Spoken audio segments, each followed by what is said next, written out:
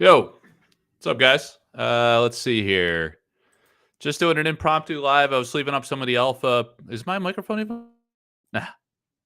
Hang on a second. Audio. Yeah. All right, we're good. Hey.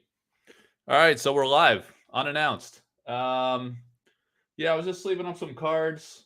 Baby fell asleep, so let me see if I get the overhead cam working here. If anybody wants to jump in, you're welcome to do so. I think yeah, let me see if I get the overhead cam popping.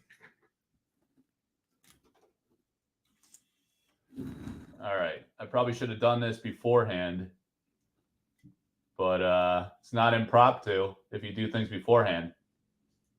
So, all right, that should do it. All right, let's roll. Italian sorcery community. What's up, man? Nice. All right, let's see if we could figure this out here. I'm gonna pop in. Shit, yeah, it's been a little while since I added the overhead cam.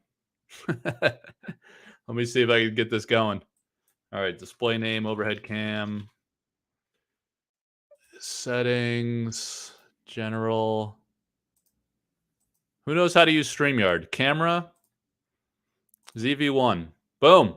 All right, so it's inverted though. Mirror my camera. All right, we'll figure this out. Do that. Audio. Probably want to mute that. All right, I'm just setting up the other cam, guys, and then we'll see what happens here. So I'll mute that. And whoa, got some echo. Shit. Is it echoing on your side?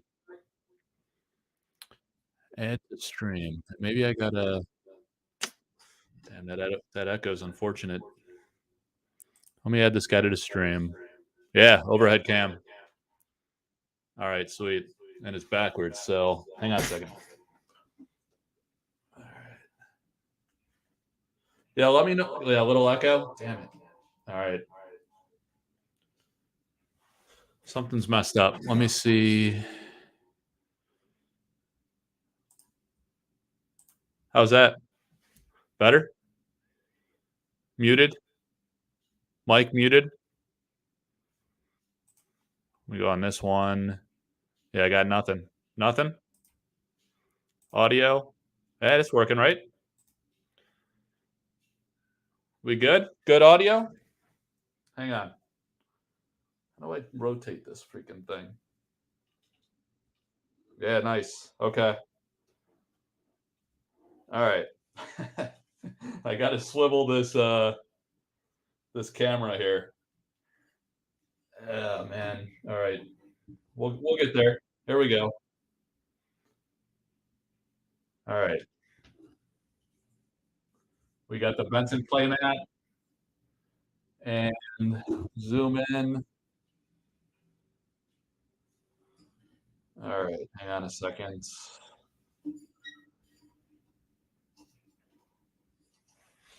All right. Let me make some space. Yeah, I think there's a chance that yeah, not muted for once. That's right. I think there's a chance that I might be able to get a pre-release alpha booster box. So I will pre-plan for that. And yo, what's up, Swami? I know it actually is a pain in the ass to get set up, but looking good and sounded good. Yeah. Usually I like if I'm planning a live, I'll take the time to set it up, but I thought it'd be funny just to just go live on a whim with no planning and just make it happen and then screw around with the overhead cam. But look at that. It even says overhead cam. That's legit. I got these earplugs in, but they're not doing anything. It's kind of pointless. All right, so people are popping in. Let me why do I have these AirPods on? I guess I could have went Bluetooth from the thing, the laptop, but yeah, I was just gonna sleeve up some cards. Everyone's always busting my chops if my cards aren't sleeved. So I'm doing that. And I was looking back, the quality of these cards are absolutely insane. Uh, yeah, so like, oh shit, it's not that great resolution. I could probably let me lower myself a little bit here. Yeah, more like that, right? Yeah, all right. That's all right. Yeah, so I think there might be a chance I'll get a pre-release box over the next few weeks, and then the timing is uncertain of when we're gonna be able to, reveal that, right? Because I think they want to what I understand, the company wants to time it pretty close to when everybody's gonna get their alpha Kickstarter fulfillment stuff. So, I don't know the exact timing of that. Um, that's not announced yet. I imagine they're probably trying to get a better understanding of when ShipQuest will get their stuff, and, I don't know. I usually don't back Kickstarters, believe it or not. I just, really like Sorcery. So, I don't have any experience with Kickstarters, but, I heard some of the people on Discord saying that they're going to we should be getting, like, tracking numbers, sooner or later, right? And, yeah, soon. Hopefully sooner than later. And then, we'll kinda see, I guess, when the cards will actually show up, but we know it's confirmed that they shipped, so it's getting close. They're en route, and, there's always some uncertainty with customs. I've sold, like, a ton of paintings and sample cards to people all over the world, and when they ship through, like, USPS I'm in the US, so when I ship overseas, it's probably different. Like, I'm in the US, right? So it's shipping from China to whatever the US hub is. I'm not sure what the clearance time is from there. I know when Eric sent me a few things, like the uncut sheet, and the funny thing is he doesn't tell me what he's sending. I try to push him and say like, "Hey, is this coming or that, or what's the timing?" And he just doesn't tell me anything. He's like, "Oh, maybe." I don't know if he just likes trolling me or busting my chops, but, I usually get like a maybe at best, or just no response. Um, so, but one time he did send me the tracking, and it took like a month until the thing actually arrived. That's from New Zealand. That's far as hell. So I don't know if that's an indicator. Coming from China to the U.S., it might get held up in customs for a bit, and then. But like I was saying, when I ship overseas from myself to, I've shipped everywhere, like France, Italy, um, Germany, Japan, Macau, all over the place. And when I send it through like USPS, it's like a month, at least 4 or 5 weeks. It's slow as hell. And it's like the tracking gets lost. You're in limbo. Look at that. Look at that screaming skull, man. That's so amazing. Yeah, so like it gets lost. It shows up like 3 weeks later. You get nervous. You don't know what the hell's going on. I've never had anything lost. Nothing ever damaged. I pack it extremely securely. But when I ship with UPS, it's fast as hell, like within a week, even overseas. Usually, sometimes maybe a little over a week, but you do the 2 day air, and it's never 2 days, but it's a few days. It gets there in customs. The locals there in Europe or Asia or whatever get their notification to pay the VAT fees or the import fees, and then it happens fast. So I'm not sure like what the shipping method is from China to US and then US to individuals. But yeah, I guess it could be quick if they use a quick method. All right. So yeah, the skull is like it really is iconic. I use this playmat for everything because the backdrop works so good. But yeah, I was looking back, guys. I probably still have like, I don't know, maybe 20 sample cards or something like that. I haven't been running the auctions for a while because I just wanted to put the ordinaries out there, and then if people wanted them, then great. Um, it gives more people a chance. So I have those listed at the new Facebook Marketplace that I stood up about 3 weeks ago. There's like 300 some people in there already, so it's picking up some steam. That should be good to allow us to all buy, sell, trade, and list what we want, what we need, and sell what we want, try to collect sets and whatnot. So that's up there. I have like a listing of, I don't know, maybe like 12 sample cards or so left. Yeah, see, the camera's oriented kind of strangely, so I keep leaving these off camera. Yeah, so I was looking at those samples. I have like maybe, I don't know, 10 exceptionals. 10, 15. So maybe I'll try auctioning some of those, and then like a few elites and uniques left. I might have. I want to say I have the Chains of Prometheus, which is pretty amazing Dan Seagrave art. Speaking of Dan Seagrave, I have two Dan Seagrave paintings, but they're down in the basement. So we're gonna auction those at some point. Uh, but yeah, I should have had those ready to reveal those just casually. Cool.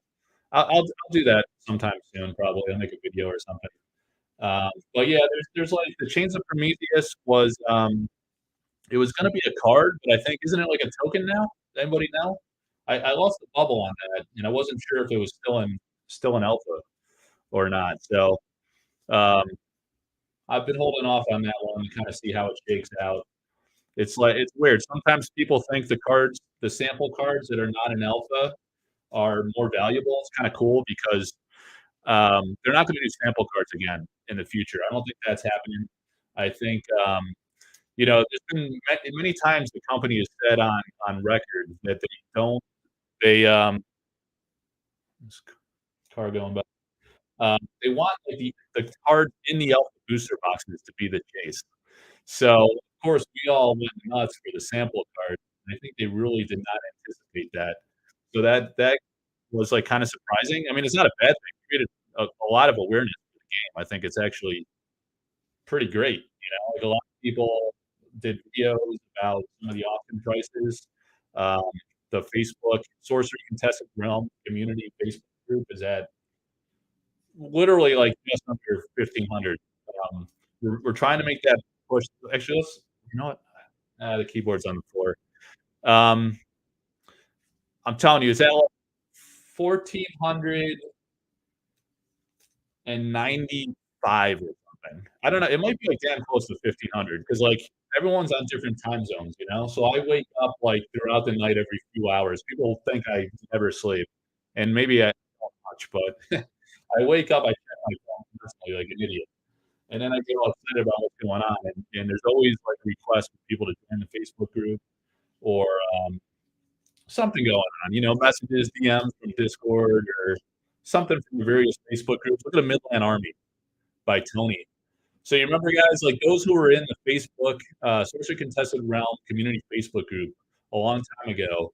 I hope Tony sent out this. So we did a contest, and I know Tony was dragging his feet a bit about sending out the actual print that he promised.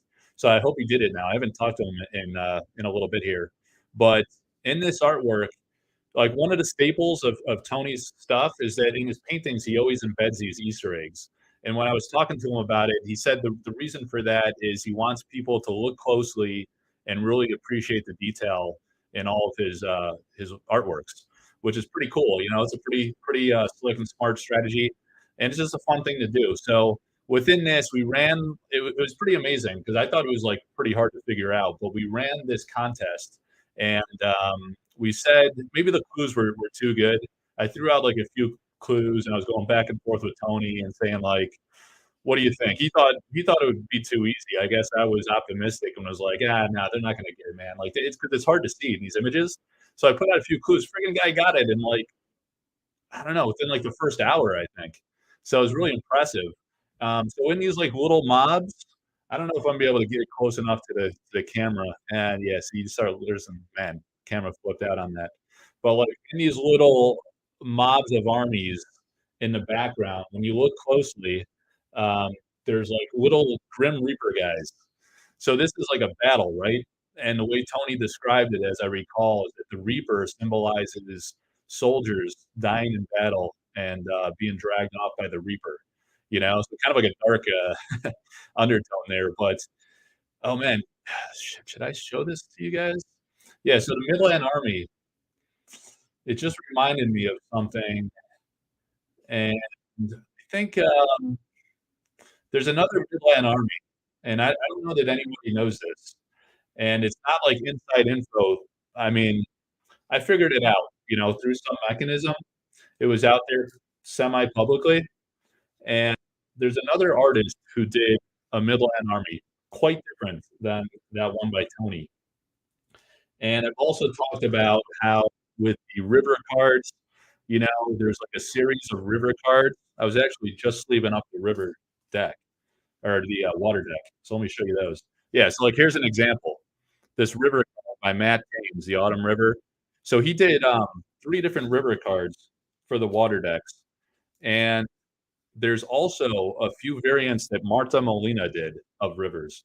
And they're damn good. They're really nice. I mean, Marta is an absolute pro at landscape artwork, especially like water scenes. She does a lot of boats and stuff. So these rivers that she did are really nice. And I'm speculating that, Eric and the company have already said that there's not going to be much change at all in beta.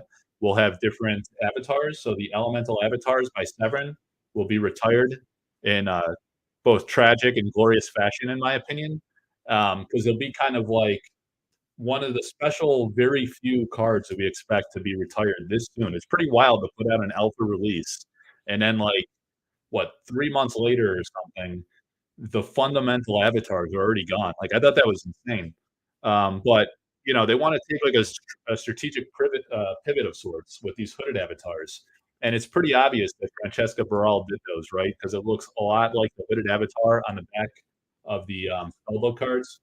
So those will be in the new beta precons, and presumably, I don't know, we'll see for booster boxes. In alpha, you have the elemental avatars and non-foil in the precons, and then you have foil versions only in the booster boxes. So I don't know if they're going to take the same strategy with beta. They might. I mean, look at the freaking prices of the alpha precons. I mean, people spending $250, $300 for those.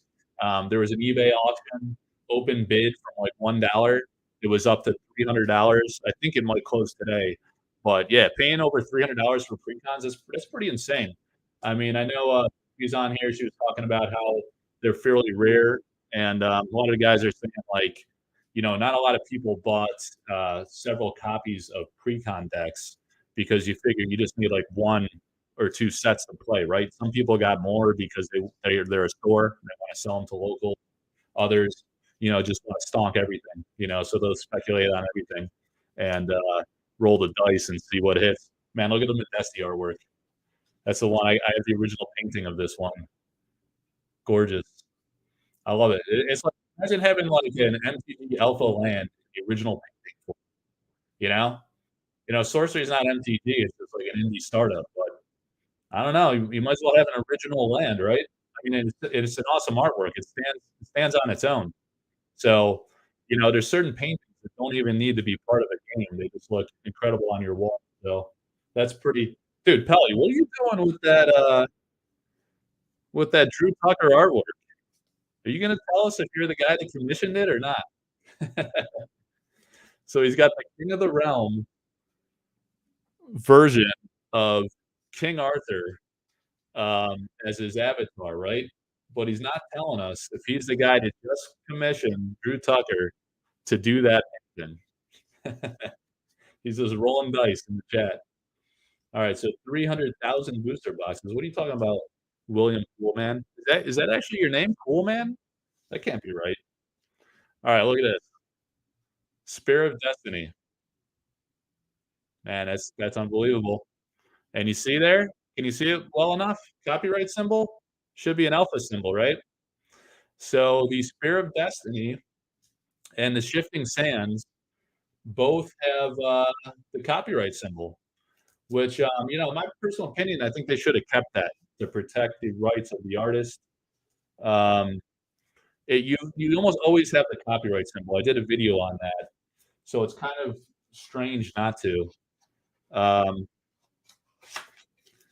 There was one of you guys, had printed like a playmat of an Ian Miller artwork, and that's kind of odd to do too. That's technically copyright infringement. You really shouldn't be printing the artist's artwork on a custom playmat without their like written consent and authorization. So you got to be careful about those types of things.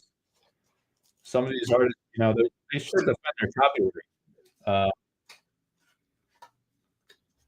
But legality stuff. All right, we got the avatar of Air. Let's check out that baby. Sleeving them up. I am a fan of the art piece. What can I say? All right, Billy. The question is how big of a fan? Yeah, you live close to me. I will find you, or you can just tell me. All right. I don't know what you cool man, fake name. I'm not even remotely cool. Well, what are you talking about with those 300,000 boxes? 300,000 booster boxes? There's 30,000 booster boxes, right? Something like that. Look at the Nimbus gem. You guys saw when I sold that painting a few weeks ago? I cannot believe this did not sell for more than $3,000, and some others have. You know, they're all great, but the Nimbus gem, like Dan Seagrave, monster. Someone was talking in the official Sorcery Discord today. Big Seagrave guy. He's got tattoos of Seagrave art like all over his body. He was talking about how you can commission artwork from Dan, and it ranges from $500 to $25,000. And some people were surprised by that, but you know, a lot of these artists sell work outside of Sorcery for easily $10,000 plus. Um, a big name guy like Ed Bear Jr., for example, he'll sell paintings for 20 grand plus all day because he's a big time artist, you know. And outside of the fantasy, look at the Doomsday device. Nice. Outside of the fantasy realm and these little TCG worlds, you know, some of the agents, some of the artists, they want to flip their work quickly and just sell them, keep cycling through. That really compresses the value of the work. But outside of the game, that's not normal, you know. I mean, like if you have a nice, intricate, detailed piece, decent size, decent detail, nice quality, and you're a pretty famous artwork, you're selling them for 10 to 20 plus all day. And yeah, like I said, I mean, Severin has big time sales like that. Severin's a major artist. Severin, Dan Seagrave, huge, big time famous artist in metal album covers. So yeah, the Gin art is amazing. That's right, Pelly. The witch art, that one was incredible too. So like I said, I got two more in the basement. I don't know if you were on um, when I was talking about that, but well, look at this. I keep getting distracted by these cards. Look at the lightning bolt. Aussie. I use that when I hit 500 subs on the channel here. I just stood up this channel like 9 months ago. I think I was talking to what's the guy's name? Ted's Basement, and he was like, "Yeah, you got this little YouTube channel. I thought it would be a lot bigger."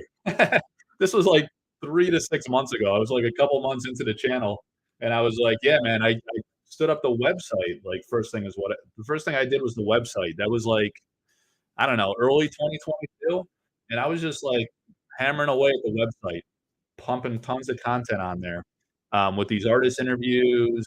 I collated all of the images of the full art, every one I could find, scraped like social media. Not with an algorithm. I don't know how to do shit like that. I was literally just like grinding it out, searching around, and copying it down. I didn't even know how to create a website, honestly, guys. I didn't know anything about domain hosting or like how to create a website at all. I just YouTubed a ton of shit.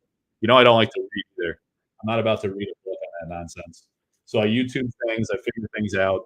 I created that website, and then I was like, oh, you know, some of these games like Magic, they have all these Facebook groups. They have a community group, fan page group, something like that. So I stood that up like March, first week of March or so, maybe 2022. So we're about no February, first week of February 2022. Like a few months after the website, and we're about 14 months removed, probably like almost to the date, 14 months since that Facebook group was stood up, and it's at 1,500. And like no shade on these other games. I go to like I look up Cryptic and Genesis and some of these other indie games. They got like 200 people in these Facebook groups. So that's really odd. I don't know, you know, if they just don't have a super passionate fan like putting up content every day to grow it, put it in the work. That's what it takes. Consistency. You got to put in the work. Facebook's probably got an algorithm that I should probably better understand, but basically, I just posted every single day for the past year plus, and it helped get a lot of awareness. It helped grow the community. So I met a ton of cool people through there, and then added Discord. You know, I started running auctions in Facebook, and all these guys in the official Sorcery Discord were like, "Nah, like Facebook's pure evil. They hate Zuckerberg and like all this stuff." And Yeah, I know it's, like, polarizing, it can get pretty toxic on there. Not the community group's been great, you know, it's rarely negative. Everyone's just having a good time and loving on the game, which is awesome. But, you know, Facebook in general, the whole, Facebook scene, people think is toxic and negative, which is understandable. So they refuse to use it, right? And, so I stood up that Discord, and I was like, "If we're gonna be running auctions and things, like, everyone's gotta have a fair shot." There was a lot of interest in the sample cards, and then I started working with like a lot of artists to do original painting sales. Uh, that's been going great, and so people in the Discord too. And you know, I showed up in the last was it the last video? Yeah, I set up those the collector's corner pages on the Collector Art House website, and oh, Martha, and I added all the paintings that I've sold. It's like 25 paintings, originals. So I got almost all of those. Like a couple shipped direct from the artist when I sold it on behalf of the artist, but most they usually ship to me first, and then I could like fully feature it. You know, I like to do a little YouTube video. I like to take some nice pictures. Um, it helps the buyer really understand the depth of what they're getting, the full extent of it. It features it nicely, and then you know I could feature it for eternity on this website now. You know, that's great for visibility for the artist. We see the original works. We get nice images of those that feel real, like it's an actual picture of the actual painting and not like a scan. You know, so it's not like it's an image like you see on a picture of a card or something. It's a little different. It brings a little something nice, and then some videotaping. So it's a nice way to feature it, showcase it. Um, Great for the buyer, great for the artist. The Dark Tower. Oh man. So I just did a reimagined painting commission with Mikhail Paul, and was it? You know what? I think it was either the Dark Tower or the Lone Tower. And there's this guy. I think he's down in Australia. He's in Australia, and he wanted like Mikhail is one of the artists I work with. And so I've done like we've probably sold 4 or 5 reimagined paintings, as we call it, right? Because you never want to do an exact replica of the original because it's a little disingenuous to the original purpose, the one of one original that typically a buyer buys with the knowledge and the expectation that it's not going to be like cloned or replicated. So it's really important to do like reimagined painting where you take the fundamental original concept and then you add some distinctly unique original concept that makes it uniquely different from the original. So the concept that this guy wanted to do is he loved the sinkhole artwork. Beautiful artwork. I should have been better prepared probably with pulling on my website. Maybe we'll do that in a little bit, but go check out the sinkhole. It's like this beautiful like farm style landscape. There's some cows like walking across. There's like this stream going across the middle, and then this sinkhole opens up. And then in the background, there's this extra real estate. And we had Mikkel paint in the either the dark tower or the lone towers. It's a structure like this out in the background of that painting. And it's supposed to be like an ominous dark omen that opens the sinkhole, and it looks incredible. Like literally, like a half hour ago, Mikhail sent me the painting of that, and it's done. It's a little wet, but then he's going to varnish it, and then once that dries out, we'll get it shipped off to the buyer.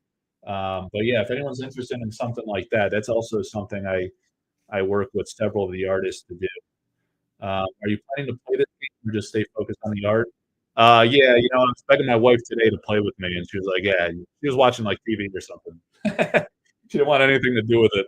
So, yeah, I do plan to play. I got 3 little kids, man. They're 8. My boy is about to be 5 next month, and then I got a 2-year-old. So it's like pure chaos all the time. And I have like I don't know what 5 Facebook groups, the Discord, the website, the YouTube channel. I was playing around with watching a podcast today, so I don't have a lot of time to play. Long story short, so uh, I prioritize the content because I think that's most impactful, most important, uh, especially when there's not a lot of people. Not a lot of people have been doing that for the past year. So there's been a nice window to do that, and someone needed to, I think, to keep the interest in the game. Um, look at the nightmare. Hang on, I'm gonna go get. I think I got the nightmare sample card. Hang on.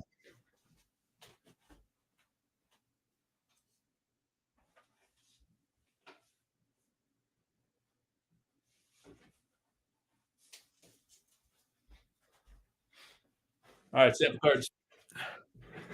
Yeah, so yeah, it's pure chaos. So I wanted to prioritize the content, and I just don't have time for everything, but I need to learn the game because it would be helpful to better understand how and why some of these cards are more powerful than others. It's interesting how people value even original artwork to some extent based on that, right? It's kind of natural in a TCG, of course. Um, but yeah, also like when we go to sell like art proof cards, they have a baseline value based on the card itself. And then the painting or sketch you get on the back is like getting a little mini painting, So that takes time and effort by the artist.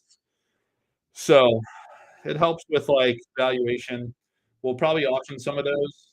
As I say, I work with many of the artists in Sorcery, so we'll probably auction those at first to kind of feel out valuation for those and demands. But there's only the challenging thing there is there's only 25 copies of these art proof cards, so they're pretty crazy rare. I was hoping Eric would do 50, um, and I think he just thought that was like too much. Like the artist, like some of these artists did 20 to 25 paintings for Alpha, right? So 50 times 20, what, they're gonna have like 1,000 cards or something? Is that good math? I don't know. Um, that's a shitload of cards. So he probably thought that was a lot, like on an aggregate basis, but on an individual card basis, 25 copies is pretty damn rare. I mean, I gotta imagine there's be many times over of people that want an art proof card, especially if it's sketched, signed, and or painted. And yeah, it's gonna be a bit of a frenzy probably. So I think the most fair way is to do it via auction at first, so everyone has a fair chance, and you kind of feel out fair market value. And it takes time. It's not like artists can just whip up a bunch of sketches or paintings. So it'll be phased over time. We'll kind of see how it goes. But yeah, that'd be really exciting. I don't know how I got talking about that, but yeah, I'm going to show the nightmare in a minute. It's not here from the beginning. Where are all the cards from? Oh yeah, so these what I'm doing here.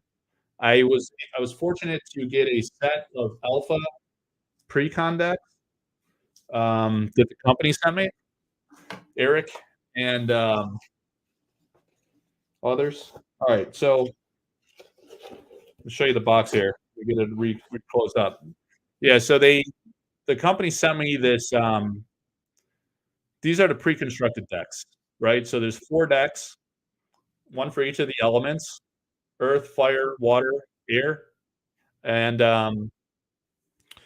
I did a video revealing all these cards already. I did them individually, one per deck, and then I took my time. You make like long ass videos, like 20 minutes if it's a normal topic. Some of these reveal videos were like 40 minutes because I really just kind of wanted to enjoy it, and that's why I wanted to sleeve it up today. And as I'm going, I'm like really appreciating the finish quality compared to. And these sleeves are slippery. These aren't the best sleeves to use for actually playing. It's just what I had on hand. So that's from the air deck. Um, yeah, so there's like a starter deck of each one of the elements. This was air. You have water, and then you had earth and fire. Here's earth, right? And I guess I got to split those up here. I'm rattling around in there. That's where they're from. But then I also have like a bunch of sample cards left. I've done a lot of sample card auctions. I do consignments for community members, work with artists and sell their stuff, but I also work across the community. So in here, these are like the ordinaries that are left. I have all of these listed at $200 on the Sorcery Contested Realm Marketplace. I sell Facebook group. They're not going to come across too good with, that's right, with these top loaders, right? They're sleeve and top loaded. The ogre game, we did a live with Jeff, and his story on that was pretty cool. At first, he thought these were like too goofy. He had like these charging in, but then Eric like, used it. He does like a top-down design, right? So he had the title. He gave Jeff some loose guidance, and then he adds the mechanic to kind of pair with the illustration. Says these goons must attack an enemy. So early on, it was like these goony goons that couldn't help attack people. But he actually changed that mechanic. I remember in the final version. But yeah, these are the ones left. $200 each on any of these if anybody's interested. There's a wide variety of cards and artists, all ordinary rarity. The sea serpent is one that, so the flavor text here says young serpents have been spotted in rivers as far north as the boreal forests. What the hell does that mean? So they changed that, and it's something about like I did a video short on my channel about that, and they changed the flavor text to something pretty funny. I forget what it is. It's something about like taking people down one one what was it? One victim at a time or something like that, because the serpent's like capsizing this boat and killing everybody on screen. And then the cave trolls. All right. So those are all the ordinaries. We do have some higher end sample cards here. I can recommend KMC Inger sleeves. You got a lot of typos there, man. I just gave you a Ron Burgundy job on that one, just reading it at face value. All right, so we got the Bob Dingnag Bullfrog. These are the exceptionals. And again, let me see.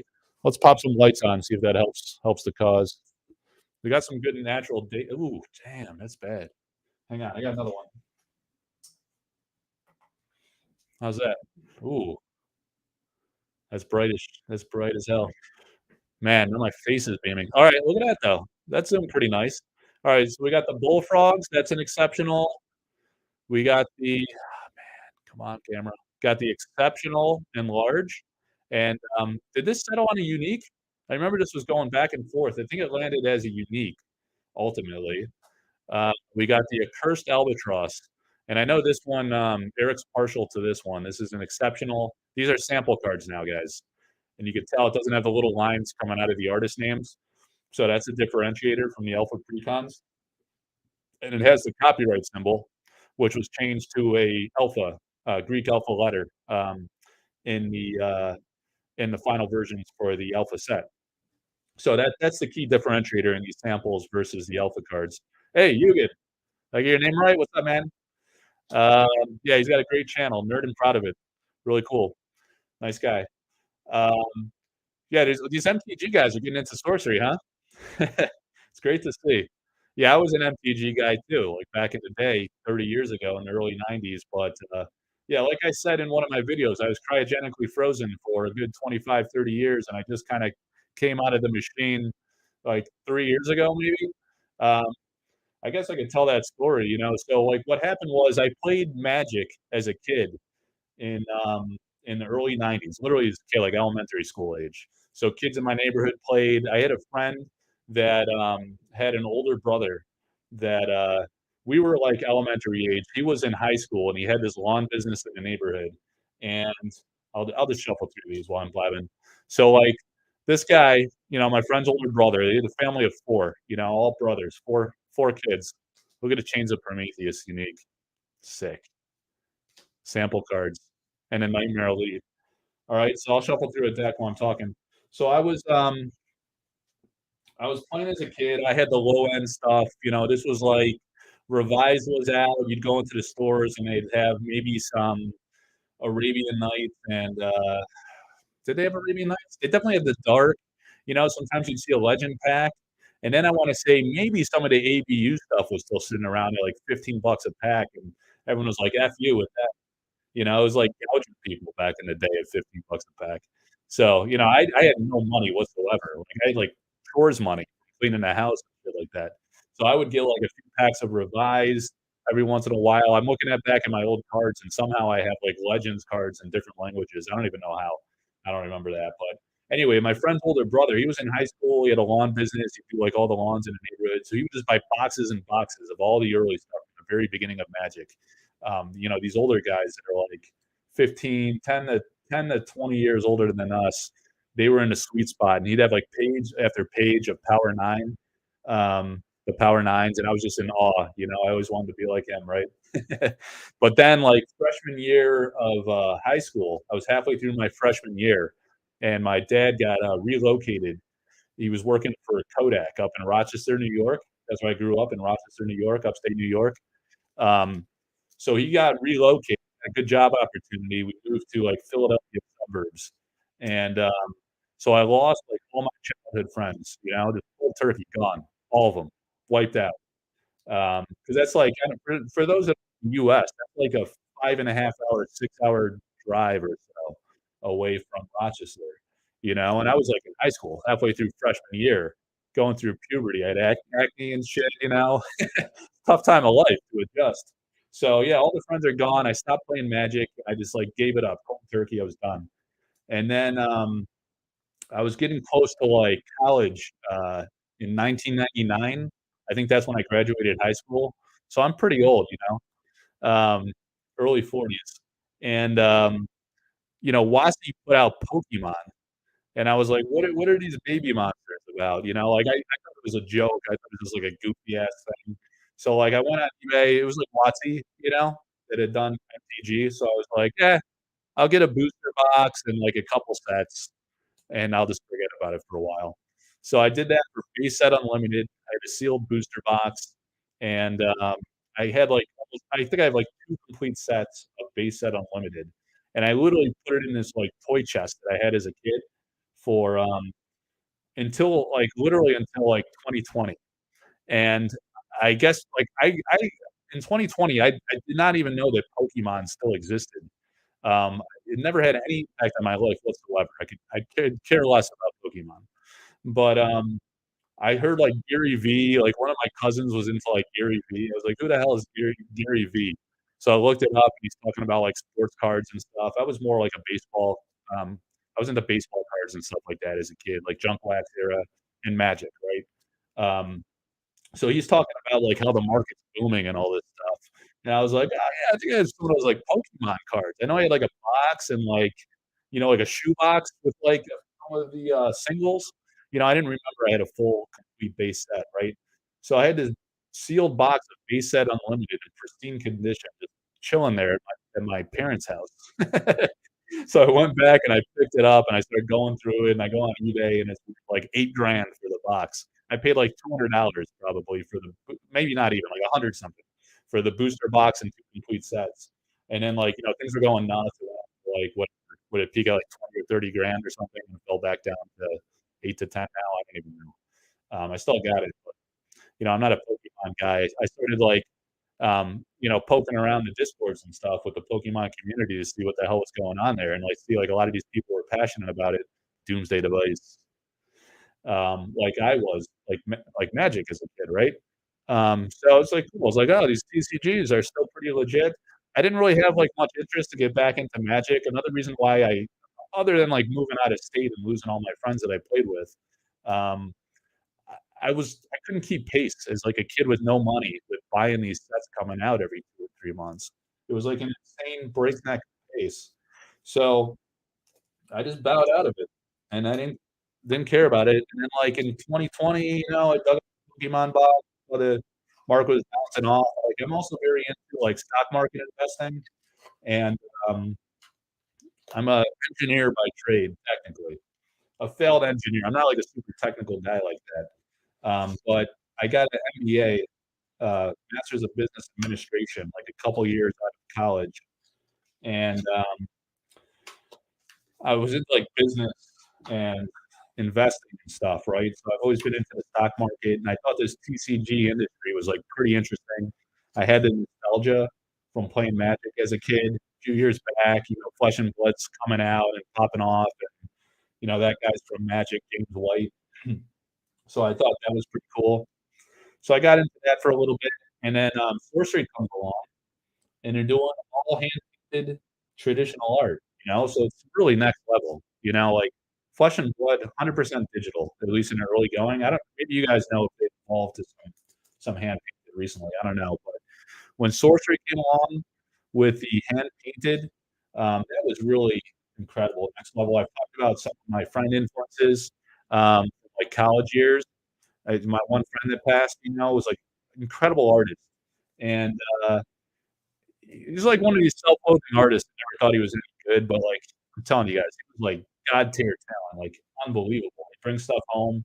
We like lived in apartments together in dorms for like a couple years, and he'd go to his like his art class, and like his teacher, he's like, "Yeah, the teacher thinks I'm good, but I suck." The teacher was, like, blown away by his talent, but he was freaking, like, really good.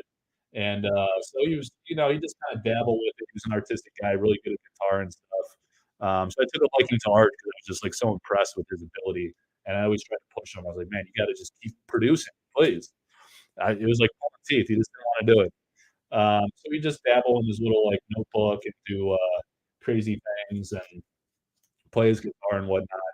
And then he had some health issues. He passed away, like, a few years ago. Um, but, yeah, so, like, I just got really into artwork and, into paintings and things, and I was really impressed that Sorcery was doing all hand painted traditional, and I just fell in love with it, you know? So, like, I'm all in on Sorcery. It's, like, the only game I care about. Like I said, I wasn't too interested in getting back into Magic, just, like, too many years had gone by. I was very impressed that a lot of these Magic Alpha artists were, commissioning for this game. So the initial appeal was like seeing some of these like Seagrave artworks and stuff that were just next level and just not digital at all, like hand painted, right? And I was like blown away by that. And then as I got into it, I was like, oh, a lot of these Magic Alpha artists are involved. We're in a social media era, so somehow I started connecting with a bunch of them. I was really like humbled and blown away by that they even wanted to talk to me.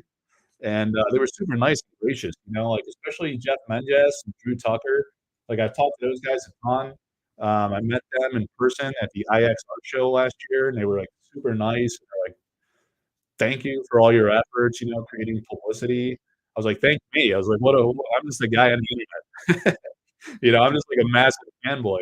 I'm not doing anything. But they were, like, super nice, I talked to Drew for, like, a couple hours. We were hanging out in the lobby before one of the big shows after I saw him at his booth earlier in the day, just kinda bumped into him at the hotel for the night show, and, like, I just sat down, him, me, my wife, and, like, some other random guy, another really cool guy. We were just sitting around a little table just shooting the shit for, like, 2 hours. I was really thankful for his time and thought it was super interesting talking about his Magic experience, his Sorcery experience, and, man, these guys are, like, big time into it.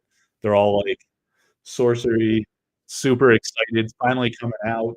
When I had Jeff on the channel, he was talking about how he's been painting since, like, 2018, guys. It's, like, 5 years later, the game's finally coming out.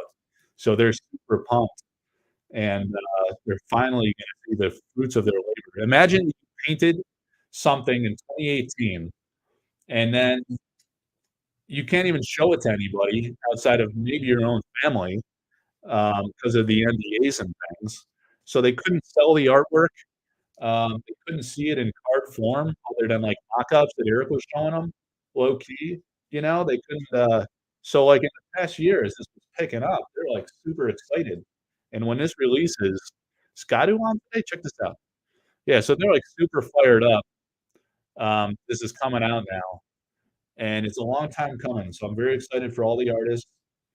Uh, yeah, it was funny too, like, I was connecting with all of the artists. I built a lot of, like, nice rapport with a lot of them. It's been super humbling, and, like, getting to know the other ones outside of MTG, that was a real treat too, because like, these are like Francesca Berald. Maybe you guys knew in the gaming world knew Francesca from all she puts out, like, tons of map art for all these different games, and, she's amazing.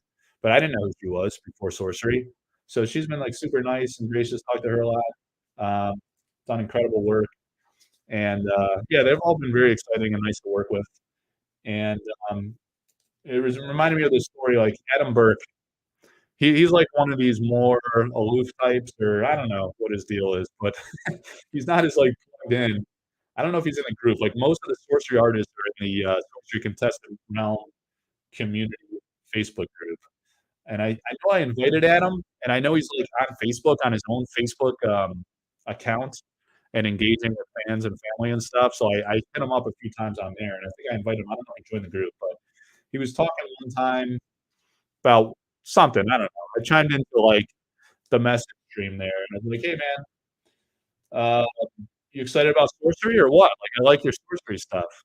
And he was like, "Sorcery? What's that?" And he had done, like, 5 paintings for the game. He had absolutely no idea what Sorcery was. This was, like, 15 months ago? Like, sometime in the past, like, year and a half. And the thing is, he was, they called it Project Atlas in the early days, And Eric, like, I did a video on this topic too. They're like, they still don't have a name for this game, like, solidified in early maybe it was 2021 or like yeah, I guess it must have been 2021. And, you shoot out ideas on the official Sorcery Facebook page saying, like, should we call it Atlas something or other? Or, they had Sorcery, like, Realm at War and stuff like that, and they had some reservations with, the hyphenated, like, three-word name, like Magic: The Gathering, Sorcery, Contested Realm. They didn't want it like, there's a lot of inspiration drawn from Magic, obviously, but Sorcery is trying to be its own thing, and it should be, and it is. And look at that minor explosion. So, anyway, early days, they were calling it Project Atlas. I love the splash damage you get on some of these cards too. Um, and so I think that's what Adam knew it as. He didn't know he was painting for Sorcery Contested Realm. So yeah, I told him, I was like, "Yeah, that's it. That's the game you've been painting for." And he was like, "Oh, that's news to me." It's pretty hilarious. Seems like a nice guy. And now he's out there like selling like paintings for future sets. Getting a little too jumpy on that one. I don't think he's supposed to be leaking those, but a few lucky people were able to pick up a few. Minor Explosion. I sold this one. So it's on my website. Matthias mailed a few of his paintings to me, and I auctioned those. Dude, this one looks so unbelievable in person, and it reminds you of Disintegrate, right? From MTG Alpha. That's what it reminded me of. And the Anson Maddox version, Anson did his in like a half hour. He did like a pretty substantial percentage of the MTG Alpha set. So he was under like some serious timelines to get him out quick. And he talks about how he did it as like a sponge painting type of technique. Use a sponge to kind of get the effect like Matthias was able to achieve here. Um, so I asked Matthias about it. He'd never heard of it. He's not like a magic guy. So he never heard of the card. So it's a little coincidental that it kind of reminds you of that and reflects it in a way. But seeing this one in person was just like mind blowing. This one, like, I was trying to like lean on the wife, like, this one reminds me of my friend. He was able to do shit like this. I think I gotta buy this one, but I say that about like everyone that comes through. And like I don't like when artists send me things or like community members for consignment, I don't bid or buy them myself. So I was kind of like just kind of like griping, just like man, I couldn't have that one. But yeah, this one like amazing in person. It's very large in size. He does his work like on a thick panel board, so it felt like super metal too. Like really legit. A lot different than some of the other ones that I've seen on like mounted on canvas or some others are like just done on art paper and stuff like that. So they look great and they feel great when they're framed. But this one, even outside the frame, the wood is just so like thick and durable, and just the medium makes a difference. It kind of gives it a different type of vibe entirely. And similarly on that King of the Realm, that I posted, guys, if you're on the Facebook group, you saw the King of the Realm with that epic golden frame.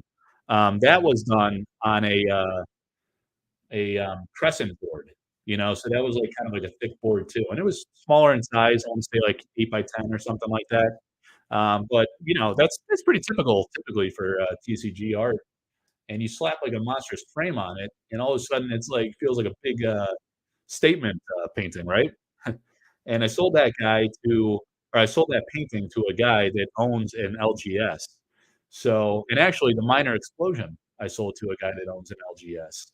And I don't want to leak his news, but I think he's got some exciting things coming for Sorcery, some events and stuff. So I'll let him announce that when he's ready.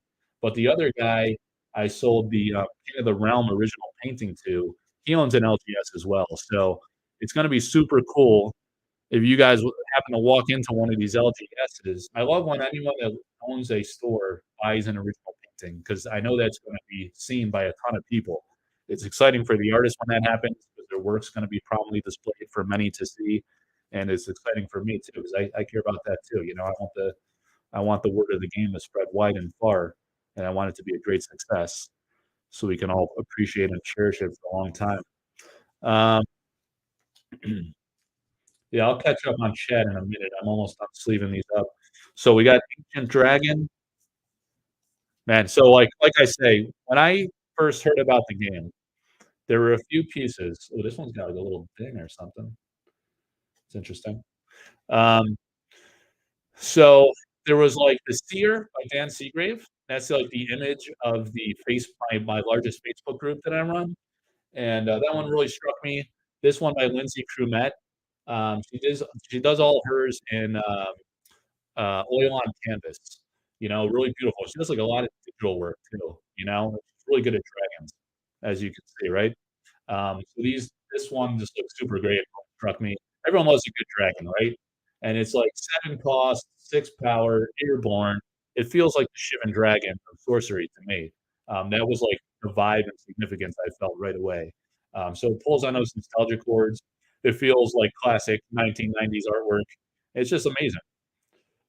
Really awesome artwork. Um, really cool how she did that. I love how like this dragon's perched up on the stone, and then this this text box fills the void perfectly, you know? So, like, somebody's as an original painting, you have some void space down here, right? Or some negative, dead space, so to speak. But, if the stone is done with some intricacy, it still stands alone nicely as a painting, but it works masterfully as a card as well, right? Because there's nothing substantial in the artwork, just part of the stone that's covered. You get the full, view of the dragon, its feet, like, gripping the mountaintop there and just looking, like, so epic in its posture, kinda, like, tilting its heads up, you know, like he's the king, and then, like, the way the wings are expanded. I mean, there's a story in this, just like in every painting, right? And the best artists tell a story with their artwork, and, every detail here, I think, was done with purpose. So, Lindsay's a master. She's really, really good. I bought her, Seasoned Sellsword, and, I love that one. That was great. Alright, The Avatar of Fire. Look at this beautiful artwork by Severin Pignot, French artist, legendary, amazing artist, right? She's a big time artist, guys. She's at shows, like, all the time in France and Italy, those areas, right? Out in Europe. And, she has, like, this gorgeous artwork, always blending nature and humanity. So these elemental avatars are unbelievable. And, yeah, again, like, what do you guys think about the fact that they're retiring these things? I was kind of blown away. I was like, "Man, alpha's not even out. We're announcing that these things are, like, going extinct, and, why not at least perpetuate it to beta?" Um, so, yeah, it's wild. Like, I'm kinda torn, right? Because like, these were in the top pledge for the Kickstarter, Avatar of the Realm, pledge tier. Each of 4 people got an original painting, the oil on canvas, painting by Severin. It's large, it's gorgeous, and they're being replaced by these hooded avatars. So, just to clear up something, some people are saying that, they're asking questions. They're confused about like how do you get these avatars, right? So in the Alpha Precon decks, and that's what this is. So if I can get it closely enough, see like on these darker borders, it doesn't come across on camera too well, but there's a subtle little line coming out from the artist name over here and from the art over here, and that's how you know that it's from the Alpha Precon deck. And they're only in this non-foil variant. This is from the Alpha Precon deck, right? So this is actually one the company sent me for those of you just joined in recently to kind of feature and showcase on our channel, which is awesome. Appreciate that. And so this is with those little lines is what's going to tell you that it's from the precon, but it's also non-foil only in the pre-constructed decks. And then booster packs, it'll only exist as a foil variant, right? There won't be a non-foil in the boosters. So I don't know. These people are going nuts for precon decks. I think that's maybe part of the reason. The fact that it's known that these will be retired, and that's the only way to get the non-foils. Maybe that has something to do with it. And then there's other things. There's like Spear of Destiny and the Shifting Sands that have the copyright symbol still instead of this alpha symbol. So that was just like a mistake or oversight in the print file that went to the printer.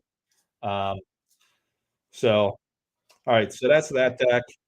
Uh, I was going to show Nightmare, the Alpha Precon deck versus the sample card version.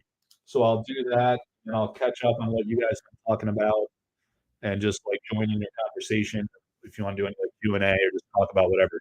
All right. So On the left side, let's go with this one first. Let me show this, and can you see now? If I get it close enough, it's hard to tell that it's not part of the painting, but there's like these little black line coming out here next to Art, a little black line coming out next to Tucker. That's how you know it's the Alpha Precon. And it also has the Alpha symbol. So that's a little hard to see too. But in that, ah, man, yeah. All right. See in the circle, like an Alpha symbol?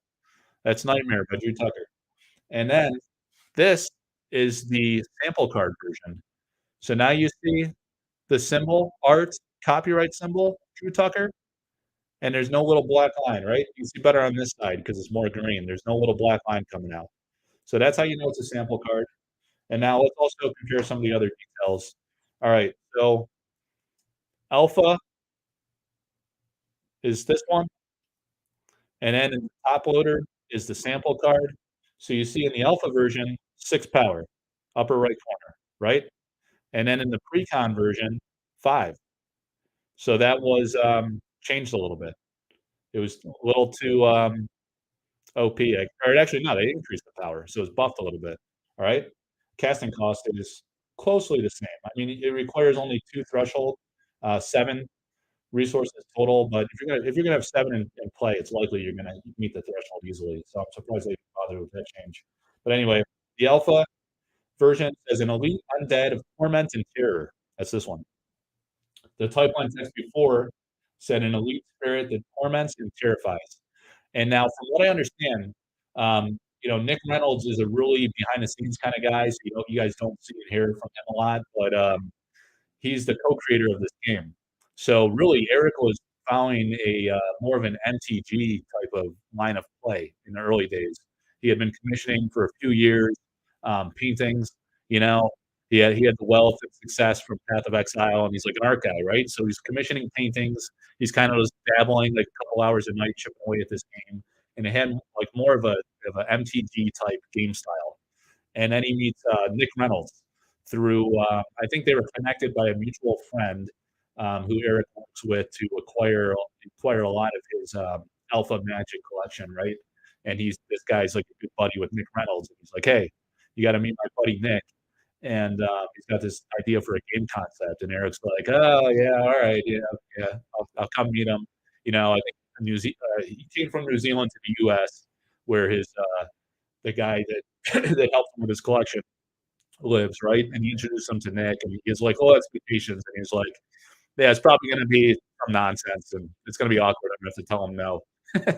He told this story in a Q&A, and and so he meets him, and he's like really impressed by the game. And the Pudge Butcher mechanic, was a real flavorful thing that kind of sold him on it.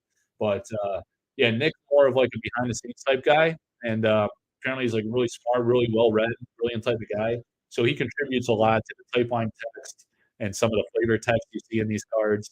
Um, and like he's really meticulous with like pentamic parameter or whatever, like with wording of the type line text of the flavor text, making sure it fits really cleanly and nicely.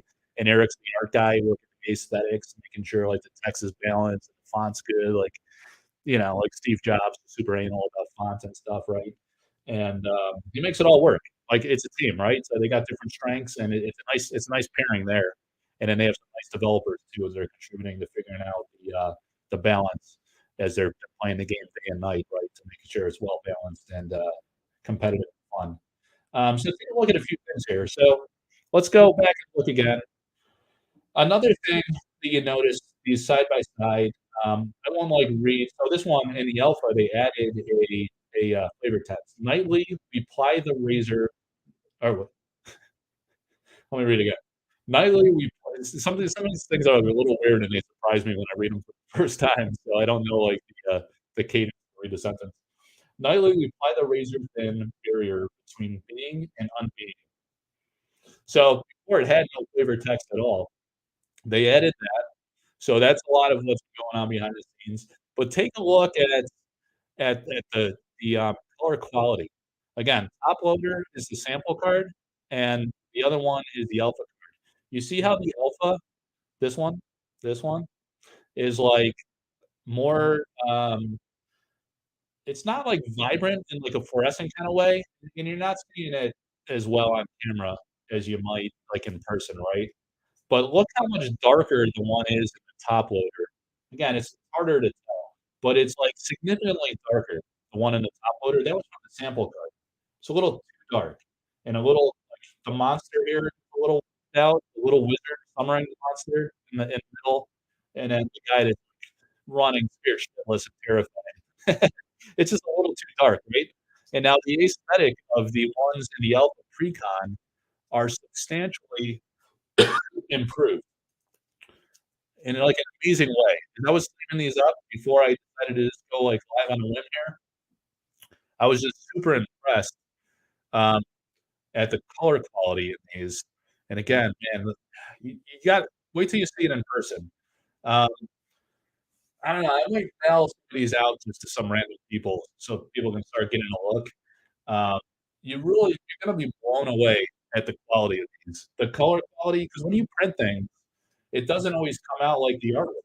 I think I told this story in a video, before too, but I was talking with, Brian Smith, one of the artists for Sorcery, and he was telling me, like, I was like, "Hey, man, there's, like, a market for these reimagined, paintings, like, you should pursue that. Whether you wanna work with me or not is cool, but, yeah, people are interested in it." Or hand embellished, prints, right? So I sold, like, several hand embellished prints of the elemental avatars with Severance, one of the, artists that I represent, and I'm kinda like an agent for.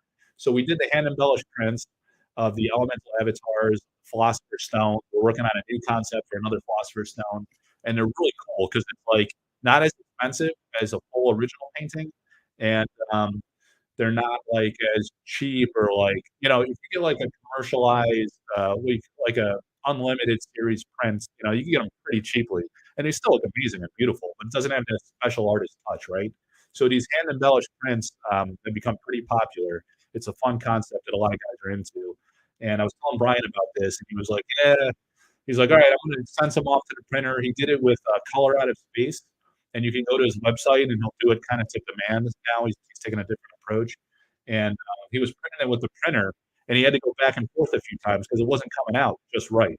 They'll usually send you an example before they you commit to printing several, and so what he did is he printed it a little darker, so then when he paints over top and does the embellishments, it kind of enhances it more like the original.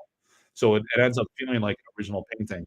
And, my point being there, went off on a bit of a tangent, that's why you do test print cards like this, right? So they printed it out. He found it was a little too dark, and he needed to enhance, a lot of these artworks that were a little too dark.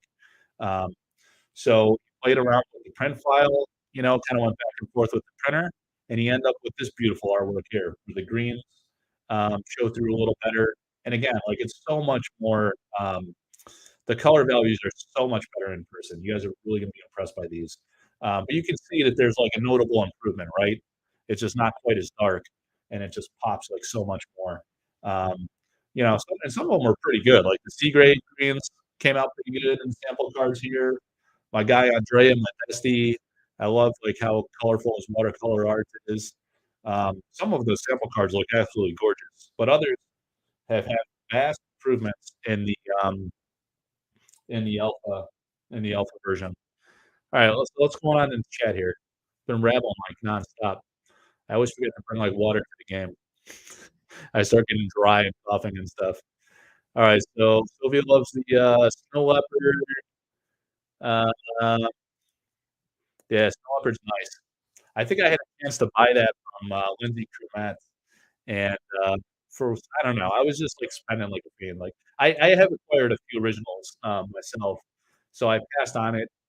One of the ones I regret, but I did jump on the Season's Hellsword, so that one's pretty awesome. Um, I could grab that and show it a little later if you guys want. I think I got that one in the closet over here. So like on this back wall over here, where I always have like goofy shit going on, like my drying racks and my old computer desk. Uh, that wall's gonna be filled up with like some prime shit sooner or later.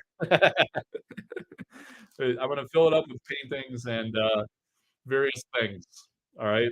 Um, I just got to do it all at once. I get like real anxious about framing because like I'm kind of a perfectionist in that regard too. Like I don't want to have any regrets. I want it to be like really epic and awesome. So I've been dragging my feet on that, and I got some paintings stacking up. All right, I've collected some of Flesh and Blood cards. They look good, but it doesn't rate compared to hand drawn. Yeah, no doubt, man. William Coleman, that's spot on, right? Like the digital is just not the same. I mean, it's good art. It looks good, but nothing compares to hand painted. It's never the same. The texture, like when Eric prints these, or he already printed them, obviously they're shipping, but the foils are gonna be textured too in spots. And I haven't seen the foils yet. These Alpha Precons are all non-foil. So I'm super pumped and excited to see what that does to a card. And I'm gonna be doing a lot of openings on this channel. So you guys can look forward to that. I mentioned I think they're gonna be sending me a box for a preview. Um, I have, like, my own different style where, like, I take, like, an archetype, approach on it, so I'm gonna do it live. I like doing these lives, it's a lot of fun to engage with people or just, people can experience the real deal as it's happening. So it's gonna be a live event for sure, and, I'm gonna try to get some guests, lined up to make it, like, kinda different and cool, alright? I don't know the timing yet or whatever, but that's gonna happen. We open like, a lot of boxes on my own on the channel, probably through lives and stuff. I don't know, maybe I'll do some recording, but I like to do lives. So there'll be some of that too after release. Alright, it's such a shame that we rarely get to meet artists here in Europe. Yeah. Jurgen, is it? Jugend? Nerd and proud of it. I don't know, man. There's, like, a lot of Sorcery artists in Europe. Like, I've seen them going to shows, and I'm like, "Damn, it sucks I'm in the US." And I'm on the East Coast too. Like, a lot of the Magic artists you're probably talking about is, like, a big time Magic fan. They're in Seattle. Like, they're on the West Coast. That's where Drew Tucker is at, I think. Drew was telling me how he uses, like, the local Kinko's, to scan his images or a local shop. It might not be a Kinko's, but a local, like, print shop. And I'm like, "Damn, imagine, like, Drew Tucker just strolling into your shop using, like" he's got his, like, favorite machine, right, that he scans on, and he was telling me, like, how he scanned, like, an artwork like Nightmare, because this is a big painting. I've shown the original, like, on my Discord and I think on the Facebook page too, but this is a pretty big painting, and I was like, "Drew, like, what do you do like, how do you scan something like that?" I talked to him, like, on the drive home from work one day. I was like, "Hey, let's talk sorcery." He's like, "Yeah, give me a call." So I called him up, and, we talked for, like, an hour. It's funny, I was going to pick up my son, and I was just, like, doing laps around his school to buy time to talk to Drew Tucker. I got off, like, a couple exits early and just kinda drove through town to milk the conversation a little bit because we were having a great talk. He was telling me all about the Nightmare card, and, I hadn't noticed this, like, wizard here in the middle, summoning the monster here. He was telling me, like, the inner details of this painting, and I think I wrote up, like, a behind the art article to tell that story, or maybe I just talked about it in Discord. It's hard to remember, man. It's been a lot of stuff going on, and this was, like, a year ago. So he was telling me about this, and, he said this was like a Lovecraftian theme, that's why you have this, like, big octopus monster thing coming out and scaring the shit out of this guy, and, yeah, so anyway, he was telling me about his scanning process and how he goes into a local shop in Seattle, and if the piece is too big, he's gotta, like, scan it in 2 pieces, and then he's gotta go digitally reconcile it to piece it back together to get the final, like, print file version that ends up going onto a card, like a Magic card or a Sorcery card. So I thought that was pretty interesting. It's, the logistics of that. Some other artists, they use, like, professional, photographers and stuff. There's, like, this guy, Chris Arneson, I think, that I met through the Facebook group and stuff. I think he photographed Jeff Easley's paintings. Pretty awesome. I met a lot of really cool, awesome people, um, through this whole experience, which is great.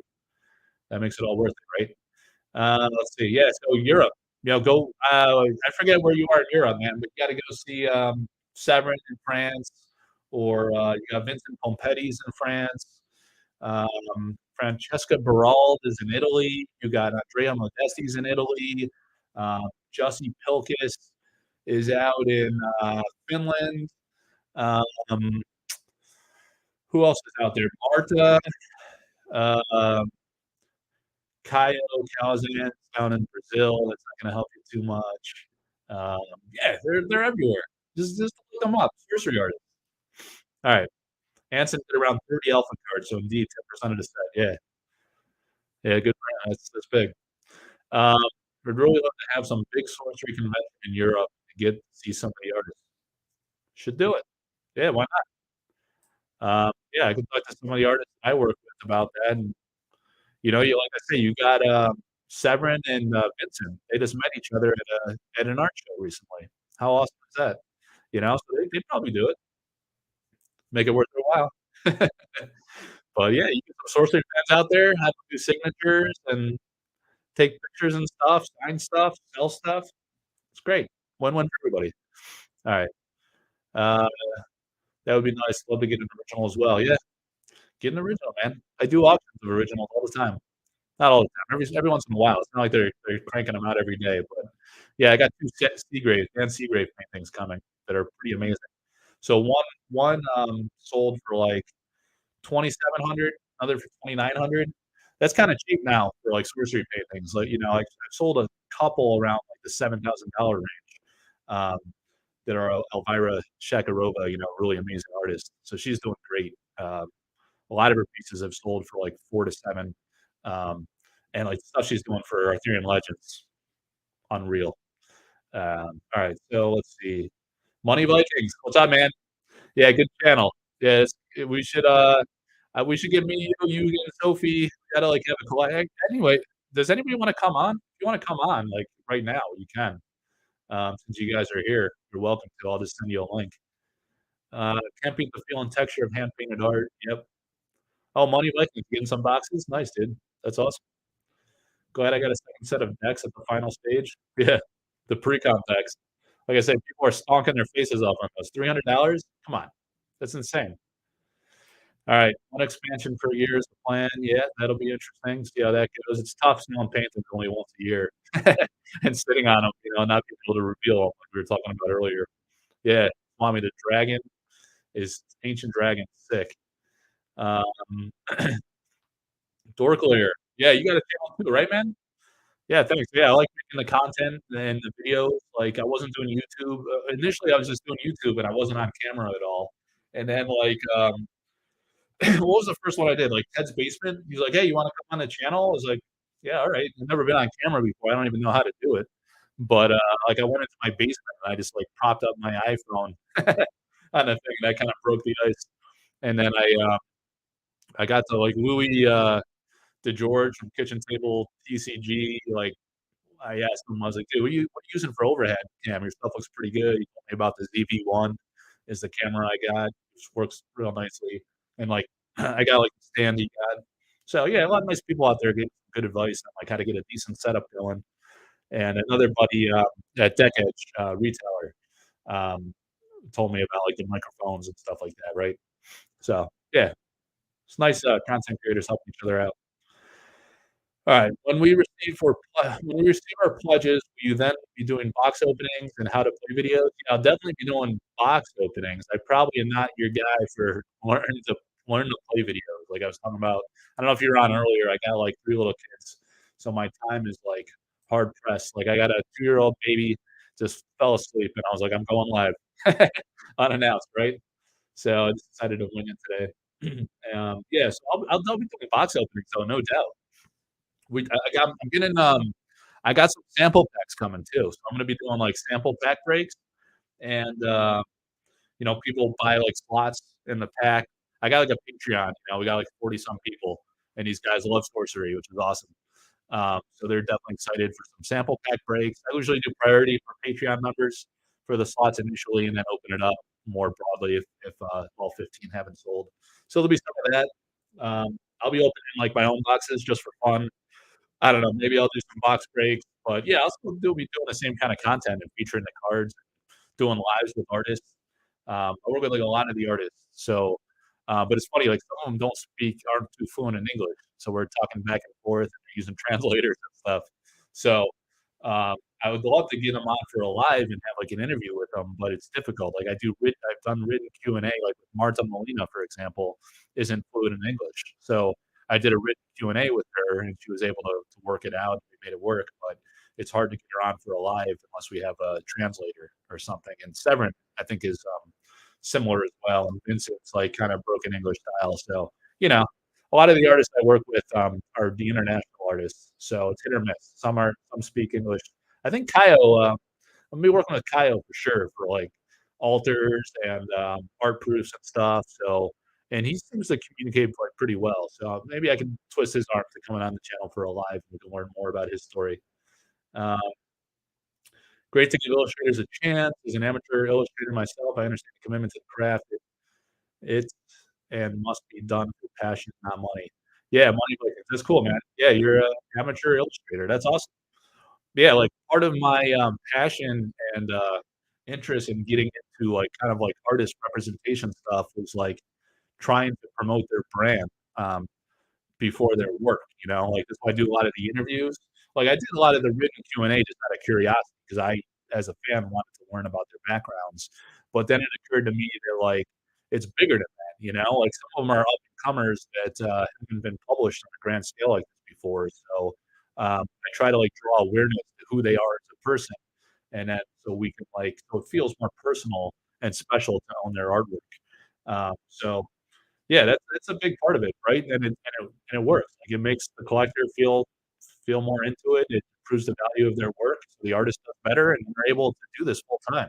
You know, it's no joke being an artist, having this irregular income, and if, sorcery is your only, income source, that's challenging because it's once a year, you know? Once a year releases, so you can't just be selling stuff all the time. You gotta have, like, other stuff, reimagined painting commissions or, art proof cards or albums, you know, stuff like that. Get creative and embellishments. All right, editing videos. Oh yeah, you're editing something there, Sophie. Nice. You're ready to do an interview next Saturday or Sunday. Oh, you're talking to me? You want to do an interview next Saturday or Sunday? If you're talking to me, yeah, I'd be down for that. If you're talking to, there's a lot of like content creators in the chat right now, so um, yeah, if you're talking to me, I'm available. If you're talking to those guys, that's cool too. Or if you want to do like a multi-person, that's awesome. We can do all those things with time, right? Dancing Grave is fantastic. The sea painting resonates a lot with me. I hope I don't miss that. Budget is tight at the moment, but at least would want to check it out. Um, so the Nimbus Gin is the one I already sold, and the Wicked Witch. Um, I'll just go ahead and say what the other two are. One is, I think it's called Cone of Flame now. It looks unbelievable. And actually, maybe, in a minute here, I'll mess around. It's actually, you know what? Let's pull up the website to facilitate this a little better. And let's see here. So I'm gonna go present. How we do? Share screen, share that thing. We can figure this out, right? Um, now let me move this. How should we do this? Do that. New tab. All right, it's working. It's gonna work. All right. So remove that, add that, remove that. There we go. It's weird, but hang on a second here. No, no, we don't want that guy. What's going on here? Hang on a second. Eh, all right, hang on. Got it. And it should be up there. Where'd my desktop go? All right, nice. Yeah, so let's go to Arthur Art House. I'll show you the Seagrave paintings we got coming. That'd be great if you have time, like okay, yeah. Yeah, next weekend we can talk.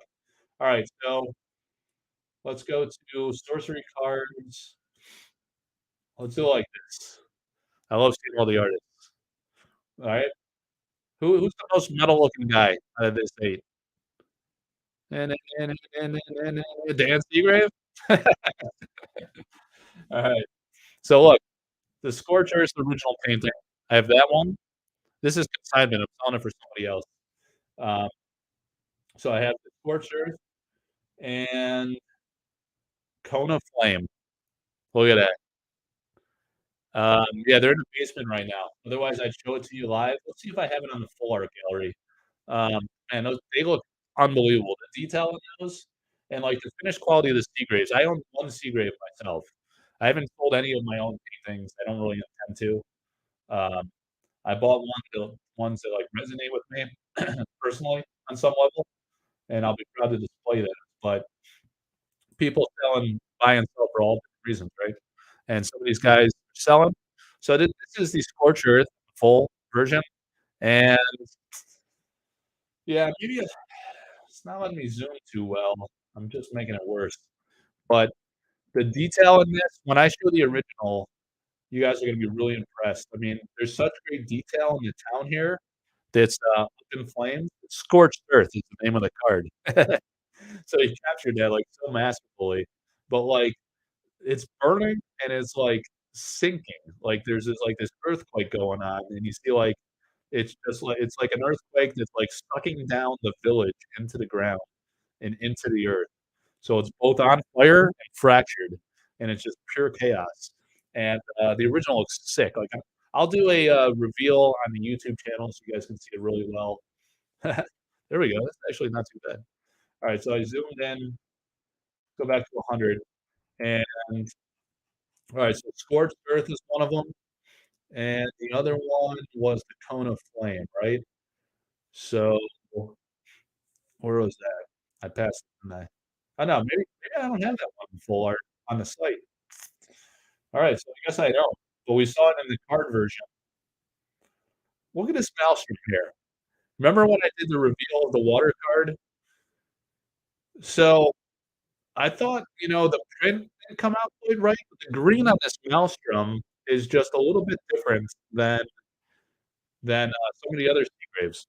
He uses this, like, eerie, like, greenish yellow blend in a lot of his artworks.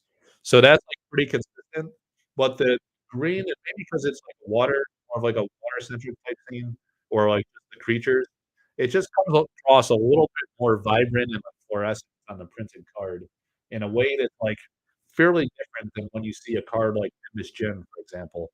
And here I guess it's just, like, this one you can see is kind of like a darker tone. Man, this is actually the Diluvian Kraken. Excuse me. So, do I have the Nimbus Gem on here? I don't know, maybe I don't have that. Yeah, I don't know if I have one where I've actually seen the card for Dan. I think it was actually, the Diluvian Kraken, I did have that in the blue deck, right? Well, I don't have the open going anymore, but yeah, I think I did have that one, and you can see, like, the blues and the greens are, like, a little different. Man, this is such an unreal painting too. You get to see, like, the details and the roofing of the houses, like, the water. Um, his waterworks are amazing, really makes these water decks, in my opinion. Great old one, Diluvian Kraken. Those are probably my favorite 2 from him, although I really got an appreciation for this, bottomless pit. I think I sold this sample card. Let's see. So on the website here under Collector's Corner, I have, like, almost all of the sample cards that I sold.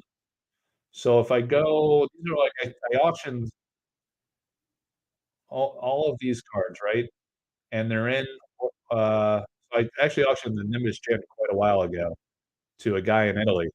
Yeah, here you go, bottomless pit, right? So let's see if this yeah, it blows up pretty well. This is, yeah, now this one I think is gonna be greatly enhanced in the final, Alpha print, I would imagine. And the detail in this artwork is just nuts. When you see it, like, this print of it is not great, or the picture is a little washed out. It looks like I photographed this a little too bright, but there's so much going on in this painting and the detail of it. It's a really impressive, piece of art by Dan. Here's the Cone of Flame. So I sold this one. Yeah, again, this original painting, I have it in hand, like, I've seen 5 Steve Graves in hand. I sold 2, I own 1, there's 2 more that are gonna be coming auction. They're all, like, the finish quality is just, like, second to none. It's just, like, so unreal. Lindsay Krumets were really like that too, and some of Elvira's. Um, I think, like, I sold this original painting for Elvira, the Kyle Sirens. Man, that was a real masterpiece. I have a video, one of the earliest videos I did where I showed, like, the 6 paintings or so that I sold for Elvira, and then there's been a couple more since then, but in this video, I show, like, the 6, and they're just so awesome. The Guile Sirens was in there, the Immortal Throne was one that I sold. Um, I don't know if I had sample cards for all of them, so they're not all here, but, yeah, all of hers were really great. Francesca Baraldi we talked about earlier. You see, like, the Alchemical Hack. It's really great. Book of Kells is one that we auctioned recently. This is a cool page. But, yeah, the original painting gallery, these are, like, all the originals, that have been sold. Yeah, I really like the Maelstrom and the Kraken one, the Elder one is my favorite. Love that a lot. Used it in Sorcery vid as well. Yeah, man. Yeah. Seagrave. No joke. Look at this painting. Man, can you believe this sold for, like, less than $3,000? I know that's, like, a lot of money, um, for a lot of people, but, like I said, there's been paintings that have sold for 4 to 7 grand. This one sells for 3? Like, it boggles my mind. I don't know. Maybe it's not, like, the most powerful card in the game. It's an elite rarity, so it's pretty rare. It's, second highest rarity, but the quality of this artwork is just absolutely nuts. I took this picture, and then I, digitally removed the background, so it really pops, you know? But I propped it up on this little easel that I have, and, that's how I showcased it for the auction. And then the Wicked Witch, again, this one, less than $3,000. I think that's a freaking steal, because it's Alpha. You know, if this game has any level of success, this is, like, a very significant artwork by a real high-end famous artist. So here's all the ones that I sold for Elvira. So early on, I did not see this one in person, the, Dream Quest. She shipped that one direct, but she had sent me, like, all of her other paintings. So I saw Blaze, that was really cool. There's a little goat, like, covered by the text box in the game, so that's like a little Easter egg. When you get the foil version, and then the back is, gonna be full art, you'll see some of these Easter eggs that you did. So Peli St. Jin is definitely a really powerful card. Yeah, man, can you damn it, I can't I really did not wanna sell that one. But like I say, I never, like, it was a consignment deal, you know, so I'm not gonna keep it for myself, but I was stunned, like, going for less than 3. That's like a freaking look at that thing. It's a powerful card, and it just looks absolutely absurd. Seagrave, that's amazing. I'd display that thing all day. So, Guile Sirens, we had the Harpooners, the, Immortal Throne, Selfsame Simulacrum. These are all ones I sold for Elvira, did great. The Sir Tristan, let's talk about that one. So this one, we did a live, her and I, like, on my, Collector Art House YouTube channel here, and Eric let us reveal this card. It was, like, the first real reveal for Arthurian Legends. Like, he revealed the, Severin Pignot's Lady of the Lake, and I think, you know, I work with Severin too, so we'll be offering her Arthurian Legends pieces, like, I don't know, whenever we're allowed to, I guess, like, when we get closer to Arthurian Legends, but I think I think she had told me that Eric bought, Lady of the Lake himself, but she's doing some other, like, pretty significant pieces. I think she might have only sold me 2, I wanna say, 1 or 2 this time. So, she's got several that she's working on or she's completed now, but, they'll be offered later. But the Sir Tristan, this card is such a must-have for me. My eldest son is named Tristan. Yeah, I remember you saying that, that's cool. So I sold this one to a guy recently, private sale. We were thinking about bringing it to auction, but, we ended up just getting, like, a real great offer on it. So it was a great, deal for Elvira, too good to refuse, and great for the guy that got it too, because this is, like, arguably the best painting she's done. I know Dream Quest is pretty special, pretty amazing. The mixed cards, those are awesome. We're working on some hand embellished prints for those, that I'll be able to showcase probably within a few weeks on the channel here. She'll be shipping this out to me, along with 2 of the hand embellished prints that she has done and, like, a series of 7 that we're doing and some other things. But the Sir Tristan, this is a very large painting, and this is, like, this gild she did this gilding, right, around the whole border, and she's well known for this, for her, she's done a lot of, like, MTG, card alters, and she's amazing at this gilding, and it takes a lot of time and detail. This is why this one is so valuable and sold so well, because this is, like, this in and of itself, the gilding is like a painting all unto itself, like, the time and detail that takes, phenomenal. And then having multiple, figures and the composition, that also adds value, right? And the size, and the materials, and the quality, and all those details, right? So, in the, original version, this box, it's all black. right? So she went back to her old so painted golding. Yeah, it's like a gold gilding, that she put on. It's some kind of, I don't know all the details of how she applies it. I'll get her back on the channel at some point, and, we'll have her explain it to us, like, how the heck she does this. But, yeah, this is like a I don't know if it's like a gold foil or like I think it's a kinda gold paint she uses. Don't quote me on that, though, because I know, like, she's got a process for, like, how she applies it, and, it's all the finite detail is just, like, so phenomenal. Um, but what Eric said is that these knights he said knights, right? So I'm always, like, r trying to, tease out the meaning in his phrasing. So I know there's more than one. Elvira, she's got NDAs and stuff, so she can't talk about it in any kind of detail, but there's more than one night, guys. And what Eric said is that these are gonna be I think the wording he used is chase card inserts. I was like, "Is this gonna be like a insert type thing?" And he was like, "Yeah, basically like insert." Eric's like a material kinda guy, right? He's hard he's not, he speaks in riddles sometimes. So he's like, they're chase cards in the Arthurian Legends set. So we don't know what that means. Like, are they gonna be special like art inserts? Are they gonna be just like unique rarity cards that are something? Do they have some like effect where the knights like have synergies together? I don't know. But he called them chase cards, and we expect several of these from Elvira. And anyway, so this box was all dark. We don't know what the actual real card mechanic will be there. And what she did is to make the painting feel more complete. She went back to like one of the books she had read about Arthurian legends, and she grabbed this quote from Sir Tristan that she did this. Like again, she did some meticulous. Look how like meticulous this is and creative it is with the lettering, right? Where you have this like in the olden style. Maybe this is right out of the book. I don't know. I should go buy the book and look into this, but this is really beautiful how she did this and kind of like the font, right? Capturing the true essence of like a historical writing. So I'm really hoping for an Arthur card as well. Oh yeah, yeah. I'm sure there'll be an Arthur, Guinevere. Um, Sir Tristan was one of the knights, so we'll get the other knights. Like it's got to be an Excalibur, right? The sword, the sword and the stone, maybe a concept. But who are some of the other knights? Camelot. Is that a guy or the name of the town? I don't know. I thought it was a guy too. I'm probably messing it up. But the knights, the royalty. There's gonna be a whole royal family. So I think she's gonna do several of them. I mean, Severin did Lady of the Lake, right? So what else did she do? There's gotta be knights. Yep, I want a Merlin. There's gotta be a Merlin. Um, it's gonna be a hot set. Children fed. What does that mean? You got kids? You fed them? Or is that like an acronym? My second son is my other son, so I will be on the hunt. My second son is my other son, so I will be on the hunt for those cards. Camelot is the castle. Yeah.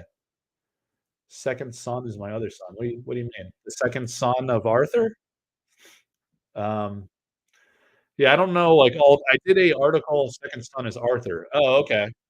Yeah, you got to get King Arthur. I mean, that's got to be unique in the set or an avatar or something, right? That's gonna be pretty sick.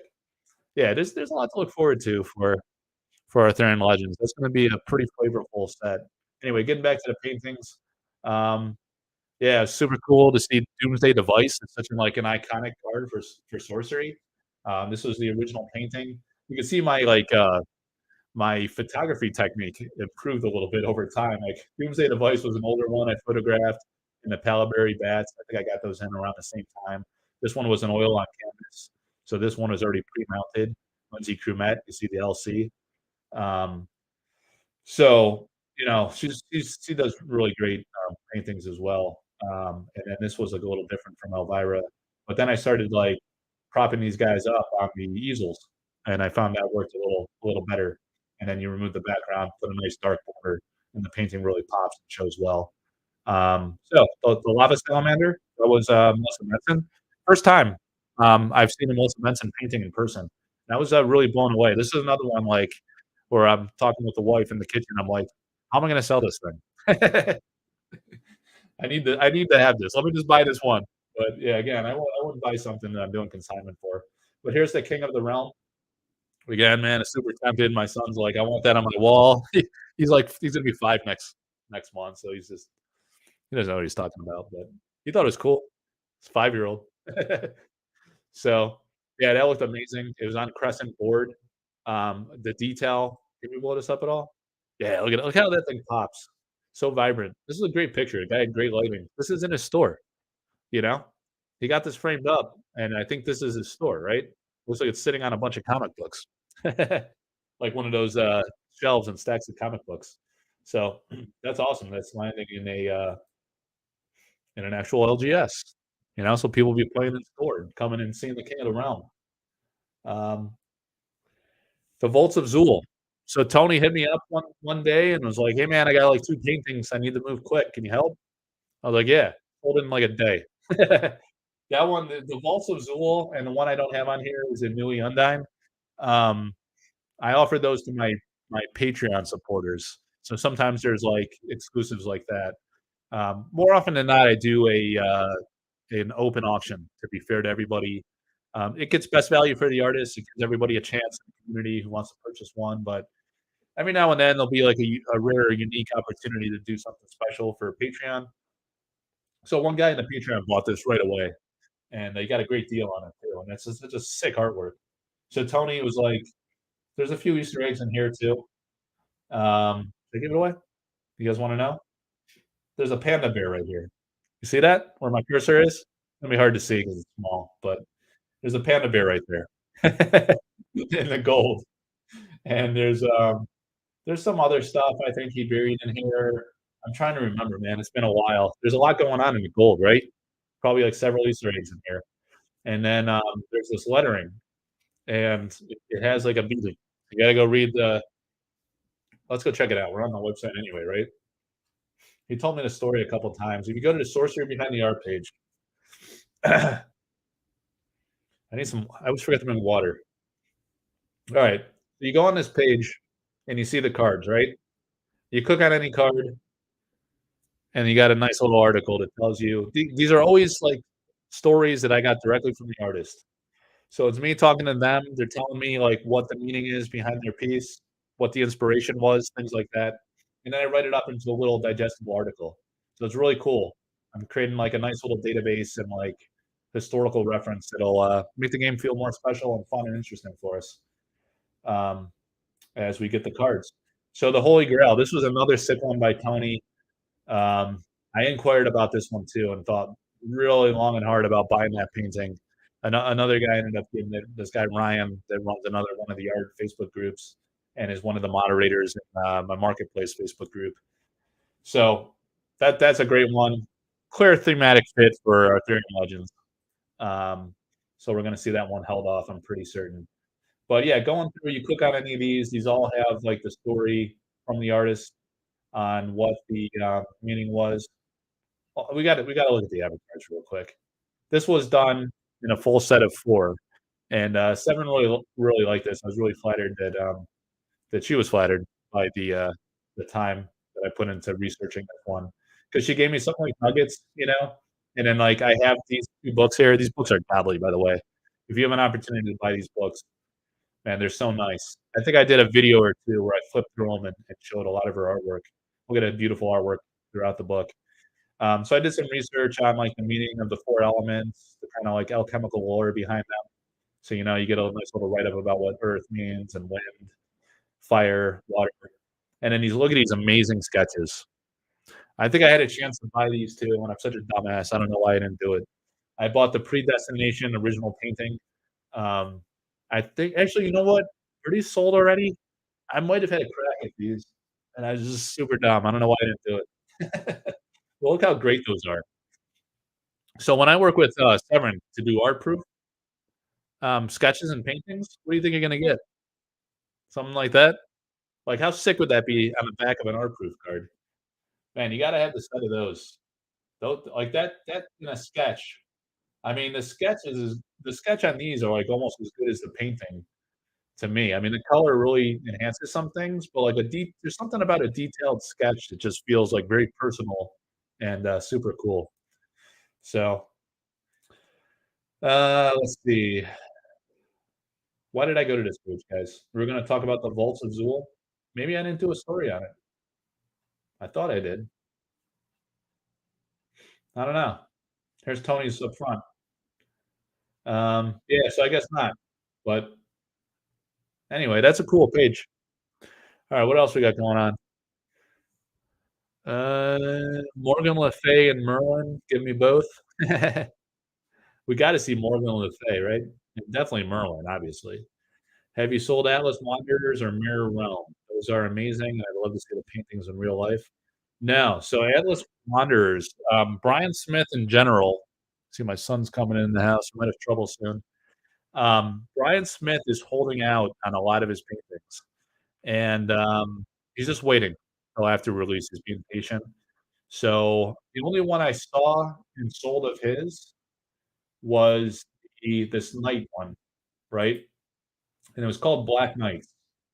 And we're, it seems pretty logical. We've never seen this in card form, to my knowledge. It's never been in a tabletop simulator. So I think we're very likely to see this in Arthurian Legends, you know, right? Makes sense. Maybe this is an armored knighted Arthur carrying Excalibur. That's what I think.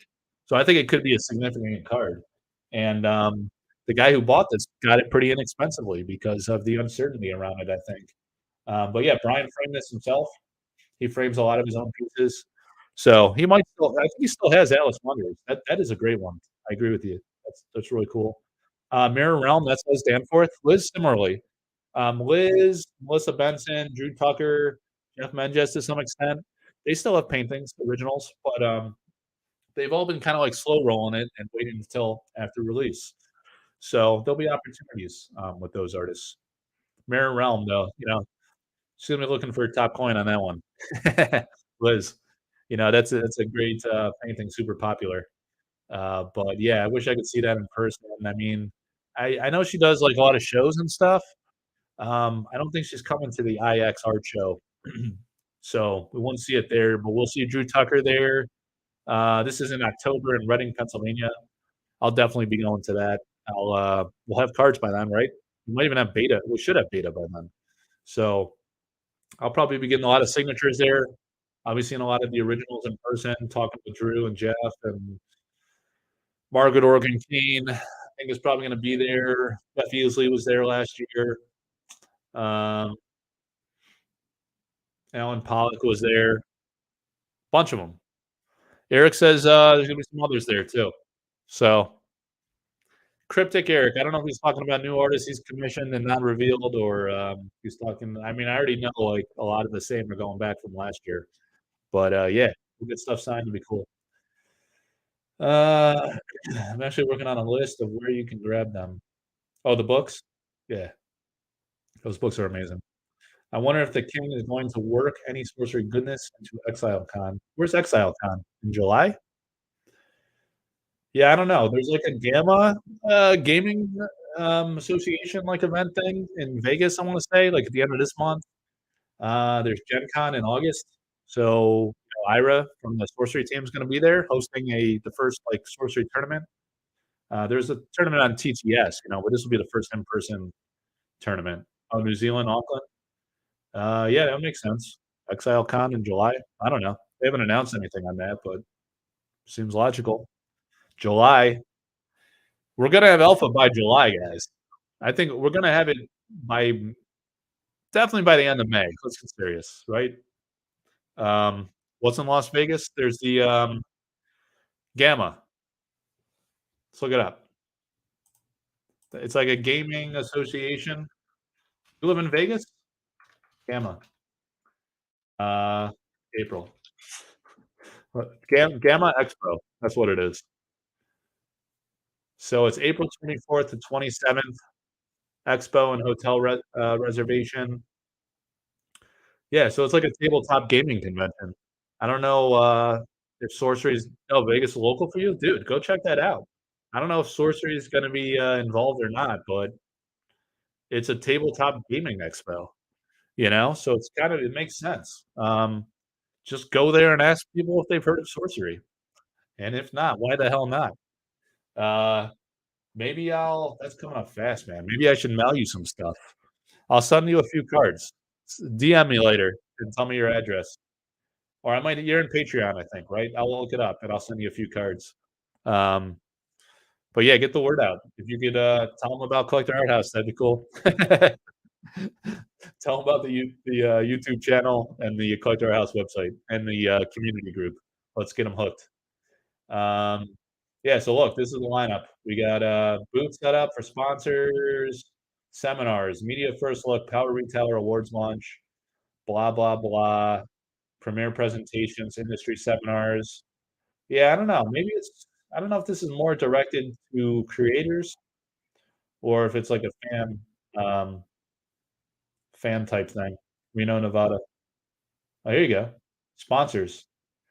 So Dragon Shield, Games Workshop.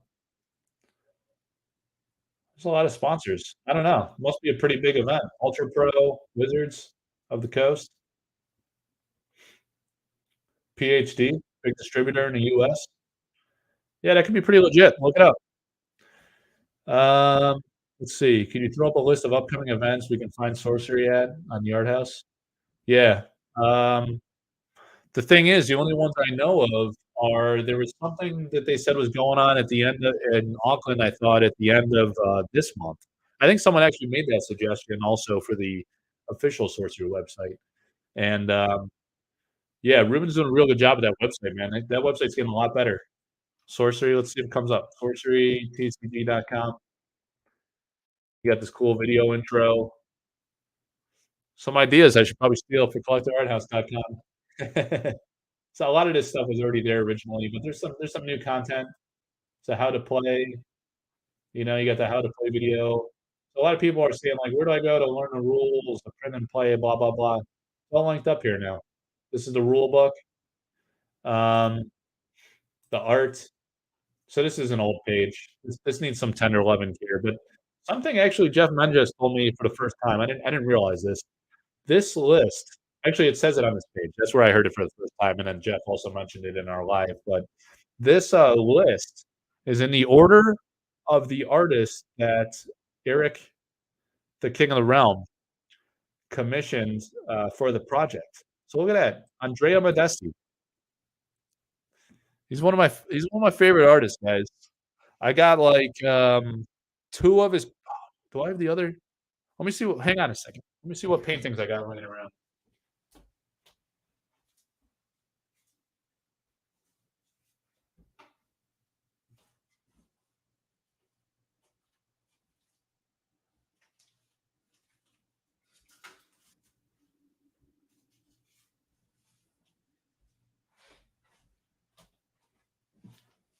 Hey, all right, Andrea Modesti, the first ever artist for Sorcery Contestant Realm.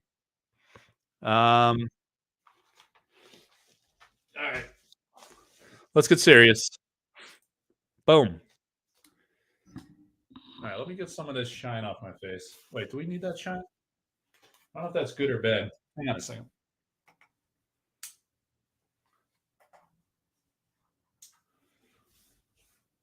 Too dark.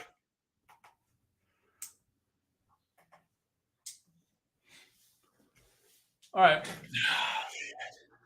Yeah, I got a shitty webcam. Let's see what art we got laying around.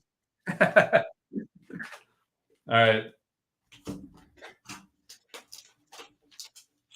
I showed one of these on stream already, on a video.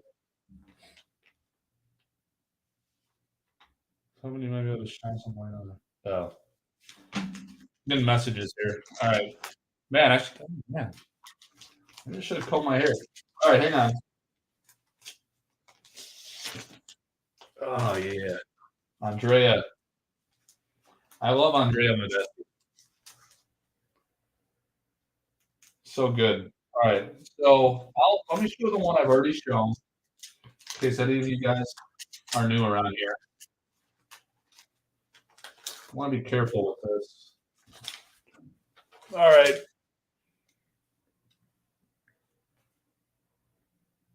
All right. Wow. Look at that. This is the original painting. It looks like a picture, doesn't it? This is what I was telling you about my friend earlier in college that passed. I would come home to the apartment. He'd have like just like some random painting he did in art class. And I'd literally have to go touch it because it looked like a real tree. I did that one time when he came back. And he's like, yeah, I just threw that together in art class. But yeah, look how insane this painting is. Why is my cursor in the way? It always shocks me, like it's awesome that like some of these like sample cards are popping off for a few grand, and one of them, so we sold I sold a predestination for 10,000 something. Um, another one's a version of it sold for a few grand. There was the Philo Stone. I mean, that's a big deal. There's probably not a lot of those that exist. That sold for 16 grand, but look at this. You could get a painting like this for a few $1,000s, right? Based on the last couple of auctions. It's unbelievable. That's a piece of history right there. Stunning. What a freaking master, you know? Unbelievable.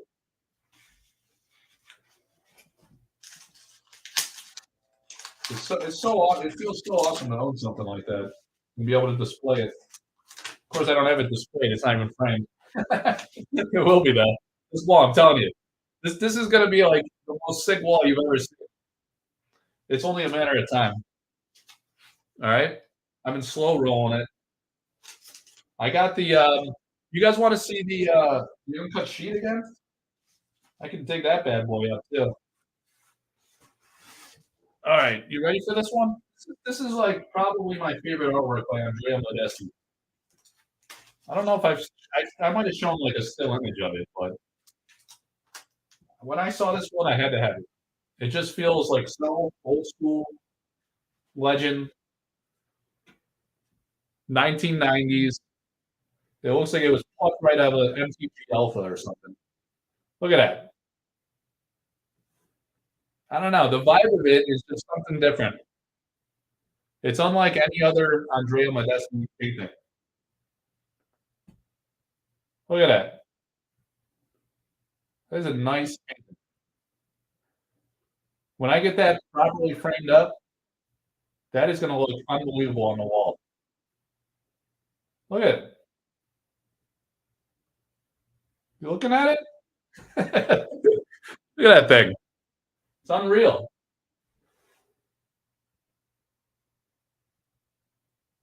Man, it's nice. Unbelievable. All right, so I gotta like get these back between the acid-free sheets. What did I do here? This is serious business here, guys. All right. Those are amazing. Man, it's getting bright in here. All right, I'll grab the uncut token sheet in a minute. Candlemass Monk is the name of that one.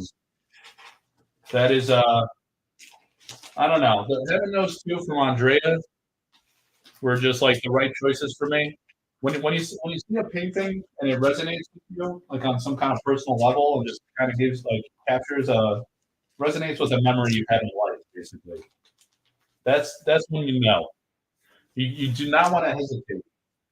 Otherwise, you'll have a life of many regrets, like me, on all the ones I passed on that did it for me, and now it's on some other guy's wall or some other girl's wall, right? So, yeah, man, no regrets on those ones for sure, or any of the sorcery pieces that I was able to capture. They were incredible, and I got to get it framed up proper.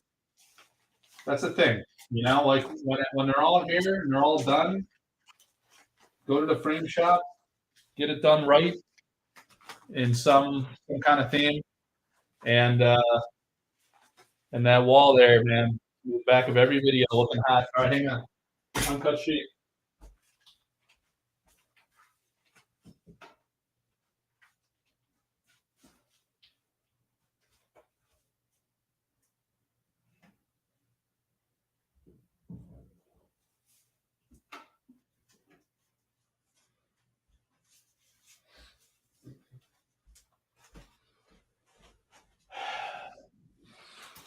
What a shit show of a live this has become. I just get up and walk away.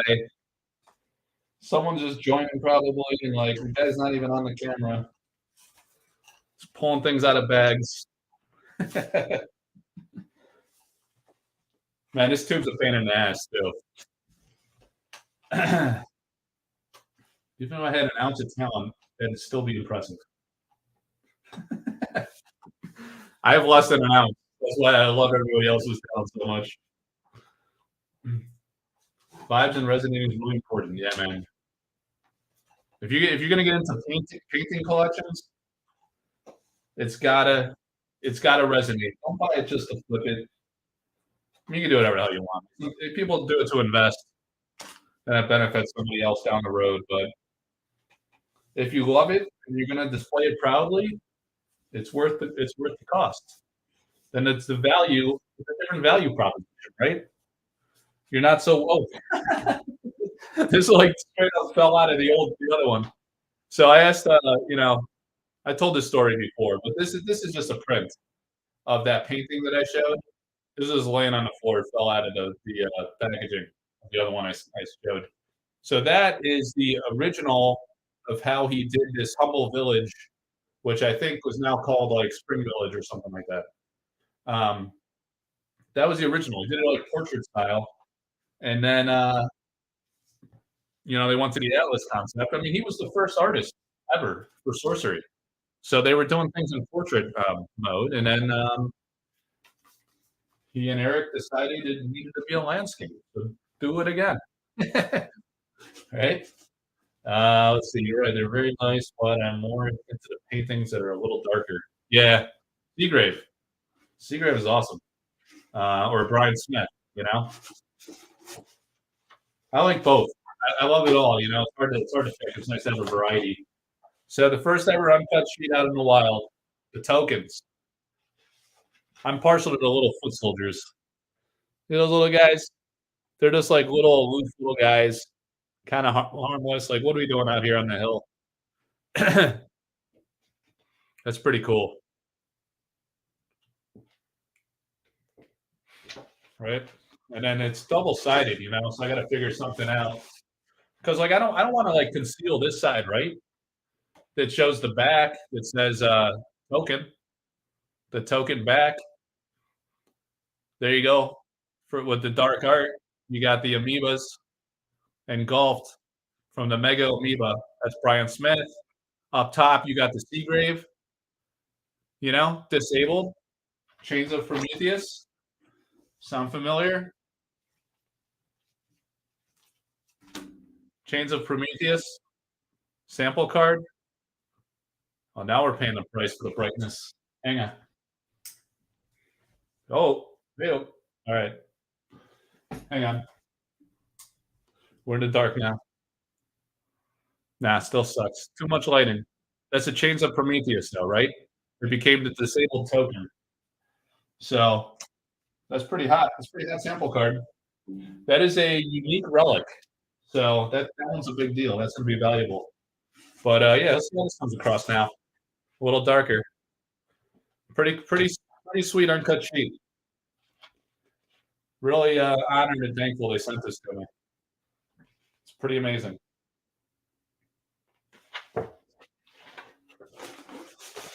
Dual-sided. It's going to be tricky to frame up for sure. Yeah, will they make sleeves for the minis? I don't know about that. I don't. There was once upon a time in the Kickstarter campaign, or it was the I think it was one of the Q&A videos, or it might have been like in the celebration video as they were closing towards the end of the Kickstarter, and they were talking about trying to do sleeves, sorcery sleeves, as like a stretch goal adder. And I think, if I'm not mistaken, I think what happened was they were getting down the path with their. Let me go to dual screen. It's kind of weird. They were doing some test printing and stuff, right? And I don't know what I'm doing here. Yeah, I'm everywhere. I'm everywhere and then I'm nowhere. I'm back. All right, whatever. So they were test putting them out, and it wasn't like meeting their standard. They weren't too happy with how it was coming out, so they just scrapped it and said, "No, we're not gonna half-ass some sleeves and put some garbage out there." Especially for the debut, it's a great call. Like you don't want to mess around with a product you're not to. What's that box behind you? Let's see what's up in there.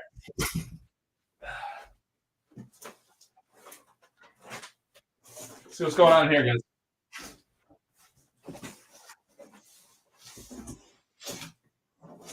It's just art everywhere. There's art everywhere around here. Look at that. Retired already. Rest in peace, Avatar of Air. So sad to see you go. Hand embellished by the legend, the great one, Severin Pinot. Avatar of Fire, gone from Alpha, gone from Beta, technically. Beautiful. They're in acid-free bags, so you're getting a little extra shine, but they're hand embellished. I'm showing them on a webcam. Well, like all along the pearls, all hand embellished by Severin.